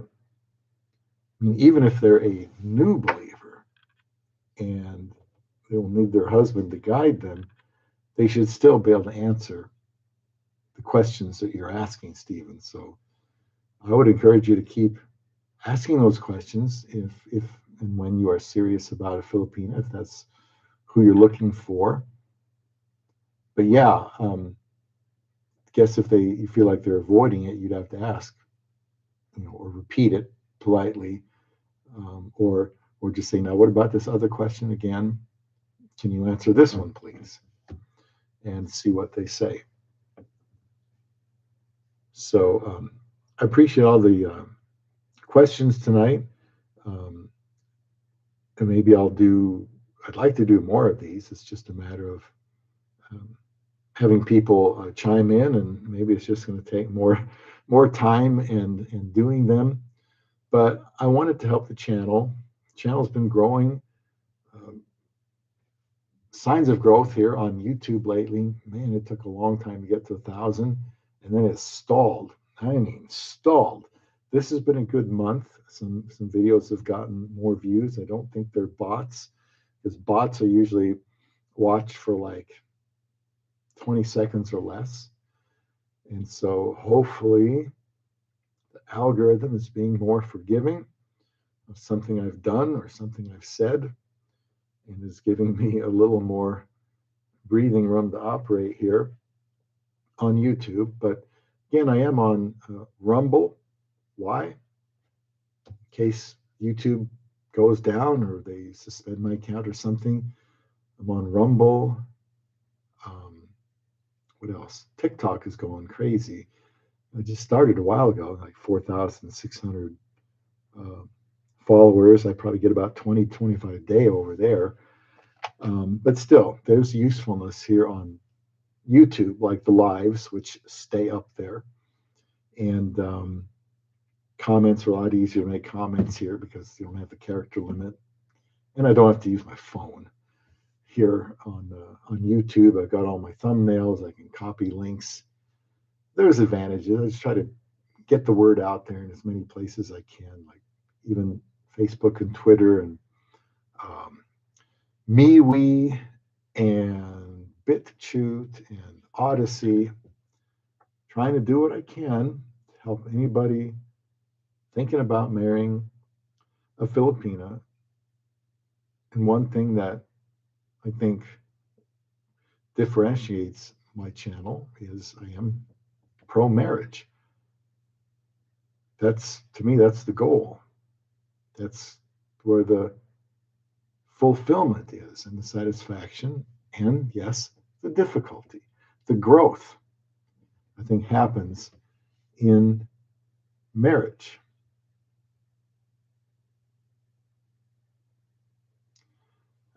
Become one. You referring to marriage as far as growing together? Yeah, I mean, I like that term. I would say become one. Don't look for the one. I don't think the one necessarily exists, as I've said many times in videos. John says, honestly, I've never noticed that either. Most Filipinos I might have nice lips. Yeah, maybe just chapped lips. But I've seen some beautiful lips, I'm telling you. In fact, I never really gushed about lips until I started browsing those profiles. And my wife has amazing lips, and I think it's wonderful. And especially with a Christian website. Yeah, Christian Filipina. Not everybody on Christian Filipina on the female side is going to be a believer. Not every man on there is going to be a believer. I mean, if I could, I don't know how you monitor this, but it'd be nice if that's the way it was. But realistically, in the real world, the guy has to know questions to ask. Don't assume anybody's a Christian. If you're a Christian looking for a Christian, know what Christian is, and ask questions about that. But no, you should never assume that. I mean, look at Christian Mingle, United States. Maybe it's international now. Doesn't mean they're all Christians. Doesn't mean they're all going to be interested in another Christian. You just have to Go out there, if you're a believer, put in your profile the pertinent things that you think they should know about you. And when you're talking to somebody, ask them, what you want to know about them. And because it's important to you to marry a Christian, then you need to know if you were talking to one and see how that goes. But yeah, again, it'd be nice, but I just don't think that's realistic. It's like, go to a Christian mechanic or a Christian school. Not everybody there is going to be Christian. It'd be nice if they were, but that's not always how it works. And then Stephen asks, have y'all ever watched Filipina P? YouTuber. She has a lot of good info too, as far as I can tell. Filipina P, I am familiar with her. She has many, many, many subscribers, more than I think any of the big name male Philippines vloggers like Geo in the Philippines, Rike, Life Beyond the Sea, Paul, Old Dog, New Tricks, all of these guys. She has a lot more. She does have good information. I think you can learn from Filipina P's videos. I think she's got some breadth to her topics. My first impression of her is it's a channel you can learn from. Just like I try to mention Jennifer Terry's YouTube channel, Terri. Jennifer Terry, she's on travel. If you want to know what you need to know about traveling in the Philippines, I would subscribe to Jennifer Terry's channel. She's very, very good. Filipina P talks about a lot of different things. I've left comments on some of her videos before. I don't always have time to do that, but sometimes I have if I thought it was a good topic that really isn't out there a lot. Stephen says about culture and relationships and what words means there, that I have different meanings than USA. Yeah, that can be. And like anything else, you just get married, and I hear thunder now. And it says heavy thunderstorms coming, I guess, on the computer.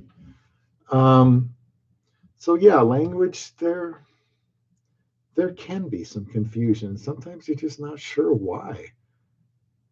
It may be giving the Filipina the benefit of the doubt. She's not sure what she said. Maybe you said it too fast for her. Maybe she's just too shy to say, I don't understand. Maybe she doesn't want you to think she's not very smart. And so she just nods her head or says she understands when she doesn't. I think you have to leave room for that possibility sometimes. Brandon says, yeah, I've watched Filipina P. I think she's got good videos. I don't like channels that are a lot of clickbait, a lot of sexual talk. It's a cheap way to get views. I don't know that really teaches people a lot. That's just not the way I go about it here, I guess. I don't want to be too critical, but there are channels where I don't think you'll learn a lot. I think Filipina's channel, you can learn a lot. That doesn't mean I agree with everything she says in all her videos, because she's got a lot of videos. She said a lot of things. I don't know. I just generally have found that her videos are instructional. And so, yeah, I think you can learn from her. And then Stephen says, or mirror beauty or something like that. What is mirror beauty, Stephen? I've never heard that term before. I'm guessing it has something to do with, I don't know, a narcissistic woman. I'm just guessing. somebody that likes to look at herself in the mirror a lot.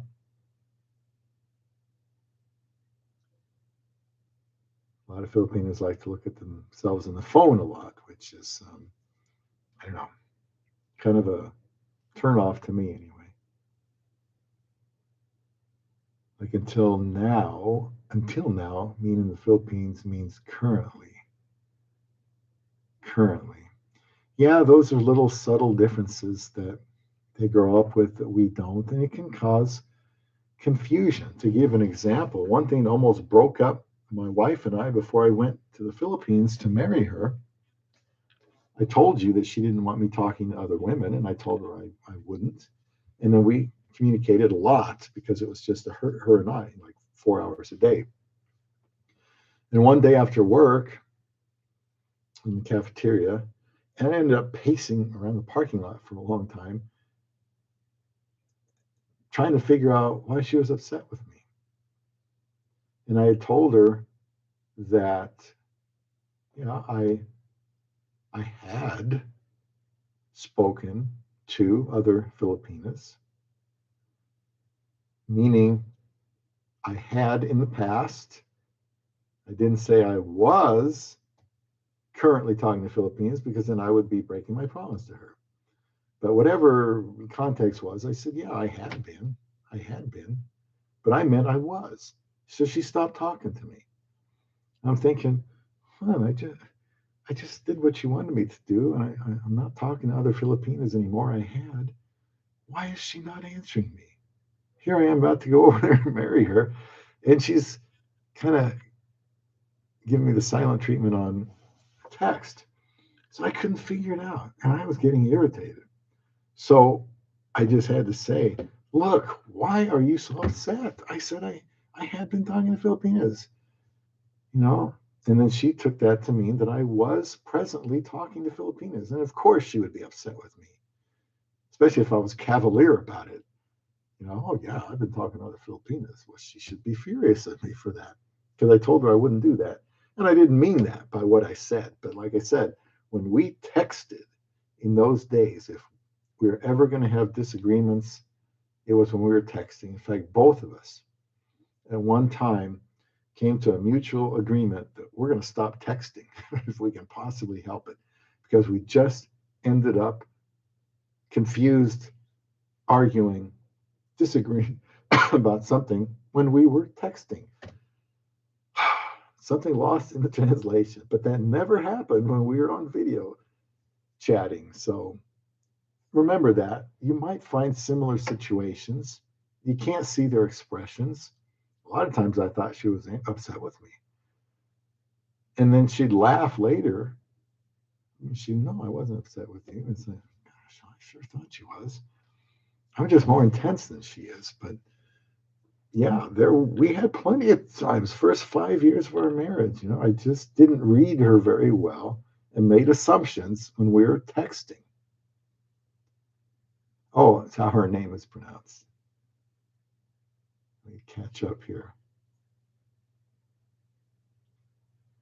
Good to hear so many comments. This might be the most. Of course, we've been talking for almost 4 hours here. Let's see. Oh, in America, it means has stopped. Like now, meaning the Philippines means currently. America means has stopped. Yeah, the context has a lot to do with shaping the meaning of the words. And man, if you're just not grown up with the language, it takes some bravery just to try to communicate in English because it's not an easy language to learn. My grandmother came over here way back. When did they come? The 50s. And I don't know that her English improved that much. She was a lot younger back then because it's just hard. So that's what foreigners say. English is a tough language. And thank you for the thumbs up. I do appreciate that. And everybody taking some time out of their, Monday tonight to participate in this live stream. John says one phrase I find humor in is eat all you can at the face instead of all you can eat. Well, again, kind of the same thing, but it's not. If it was eat all you can, boy, it'd be they'd be wheeling some of us out on stretchers probably if it was eat all you can. Some buffets have really good food. Um, had a pizza buffet here that closed. Long time pizza buffet place got closed during COVID. What a shame. The place was an institution. It should have lasted till the end of time, but thanks to COVID, lost all their workers and they couldn't hire them back, I guess. That was an all you can eat buffet. And I had to really watch it when I went there. Steven says, like, is it raining? It is. I don't hear anything, but it is supposed to rain. Here it is December, what, 12th, and it's raining. It's supposed to rain tomorrow, 50% chance, but it was supposed to be 54 degrees. The weather here in Nebraska, absolutely insane. You just never know. One day you go outside like this, next day you're all, hoodie and, hood on, everything all covered up with gloves. That's the way it is here.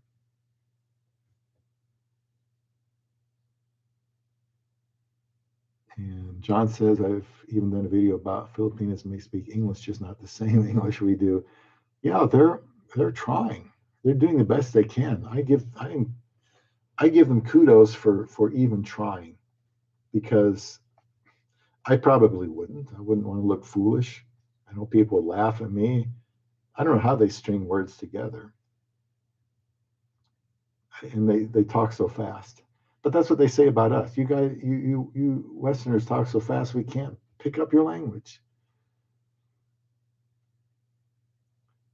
Um, oh, Michael and Heidi, did I see? Okay, there you are. Michael and Heidi, right after John. Michael and Heidi, good to hear from you. Guess we're all up a little late. 10:59. Isa will be home from work any minute, and she has to study for her final exam of the semester. Thankfully, it will be over.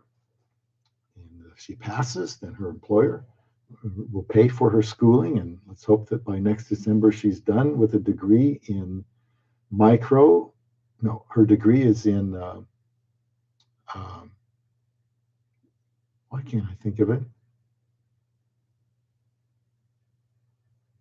Biotechnology, I think.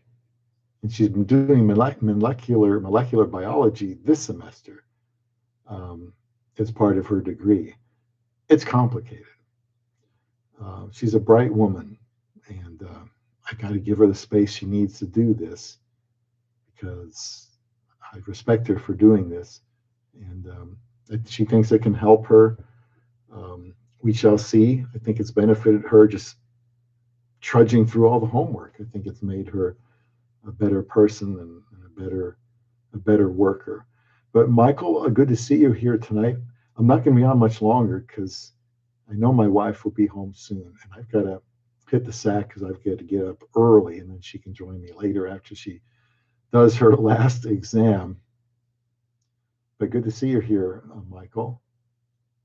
Stephen says, Filipina P also says that in the province, the family of your Filipina will expect you to chop firewood and do a lot of work, and will grill you about you. Oh, I suppose they could. I mean, my personal experience with my wife was her family most of them didn't really speak English. So, I mean, they didn't ask me directly. They would have had to ask through somebody else that did understand English. But really, they wouldn't expect me to chop firewood or do anything. They roll out the red carpet, when I'm there, and they do everything for Isa and I. They get up early and they cook, clean up all the dishes. Of course, we help too. My wife's very generous to her family. We drive them around to places, new places maybe they've never been. We get a whole van full of 14, 15 people and go travel some places. But no, they would never. Maybe it's my age, but they would never expect me to do any work. They'd probably hurt my back anyway. And Isa probably wouldn't let them anyway. And Stephen says, I have no problem helping, but it should not be a cultural demand. I don't think it is, at least not my experience, Stephen. I had a lot of difficulty with the Philippines. I've been texting a lot there. Might have been a lot of misunderstanding, led to a lot of conflict. It certainly can. And Stephen, you just need to get to a point where you say to yourself, I've done everything I can to try to understand her better. And I'm just not sure it's going to happen, because you don't want to get married and be frustrated with not being able to communicate, because that is such an important skill. To communicate, you need to understand what the other person is saying. So you can go through that for a while as you try to figure out what it's going to take to communicate. But if you feel like it's just not going to happen, you just may have to find somebody that can communicate better. I mean, if it becomes that frustrating. John says Filipinos can exchange entire life history at a first meeting. So uh, so provincial families grilling a prospective spouse is completely normal. Yeah, I suppose. I believe that. I just have not experienced that myself, John. Um, I don't know. Maybe they're intimidated or something. I don't know. Maybe Isa already told them everything they needed to know, but I don't know. I didn't sense there was a lot of curiosity about me, and maybe my wife already prepared them for that. I don't know. Yeah, grilling is good and should be done. I think that's fair game. I mean, look, hours ago we started talking about, I did, the importance of the Filipinos family approving of her marrying the foreigner's family accepting his wife. I don't think you want to have conflict there. So, look, asking questions is good. And when my wife talked to Pastor Scott, I mean, I told her, ask Pastor Scott anything you want. He's known me for about 4 years. Ask him whatever. Talk to my mother. Ask her whatever you want. I'm open to that. I just think there needs to be open communication and transparency. So I would not be offended. It gives me a chance to, help them understand me better. I know it could be a little uncomfortable if you're not expecting that, but I don't disagree with them wanting to know about me. It's a big step. Their daughter marrying a foreigner, moving away, they figure that she's going to move away. They might not see her for a long time. My wife, though, I guess over here is very, very private. Um, she doesn't tell anybody a lot. If she just figures it's none of anyone's business. So she doesn't like to talk a lot about us. We had some neighbors invite us over for Fourth of July fireworks, and she did great. Of course, she always does. And then she says, "I hated it." They were asking me about when did we meet and how do we meet. She feels like, I think she feels like they're digging for something. Start at this level and then keep digging down, and then she'll have to say things she doesn't want to say or talk about things she's not comfortable with. With English major, um, Michael, you're saying your wife is an English major? Uh, my wife's English is getting much better. With her part of her schooling, she had to write papers, and that helped her a lot. In her job, she's probably going to be writing reports.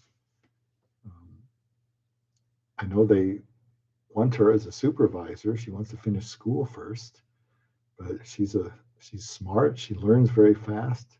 She's grasped things very quickly. Has great people skills. They were impressed with her when they interviewed her, and they said, "We got a good one." That's what her boss, if you overheard somebody say about her. Um, so yeah, she's doing really good, and her language is better.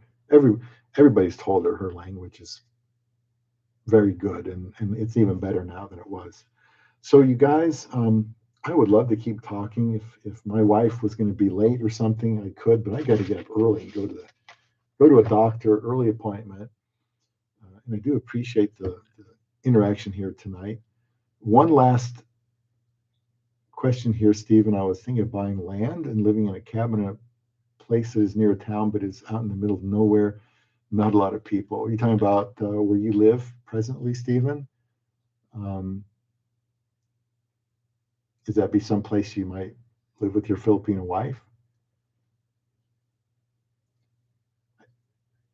As long as there's people around.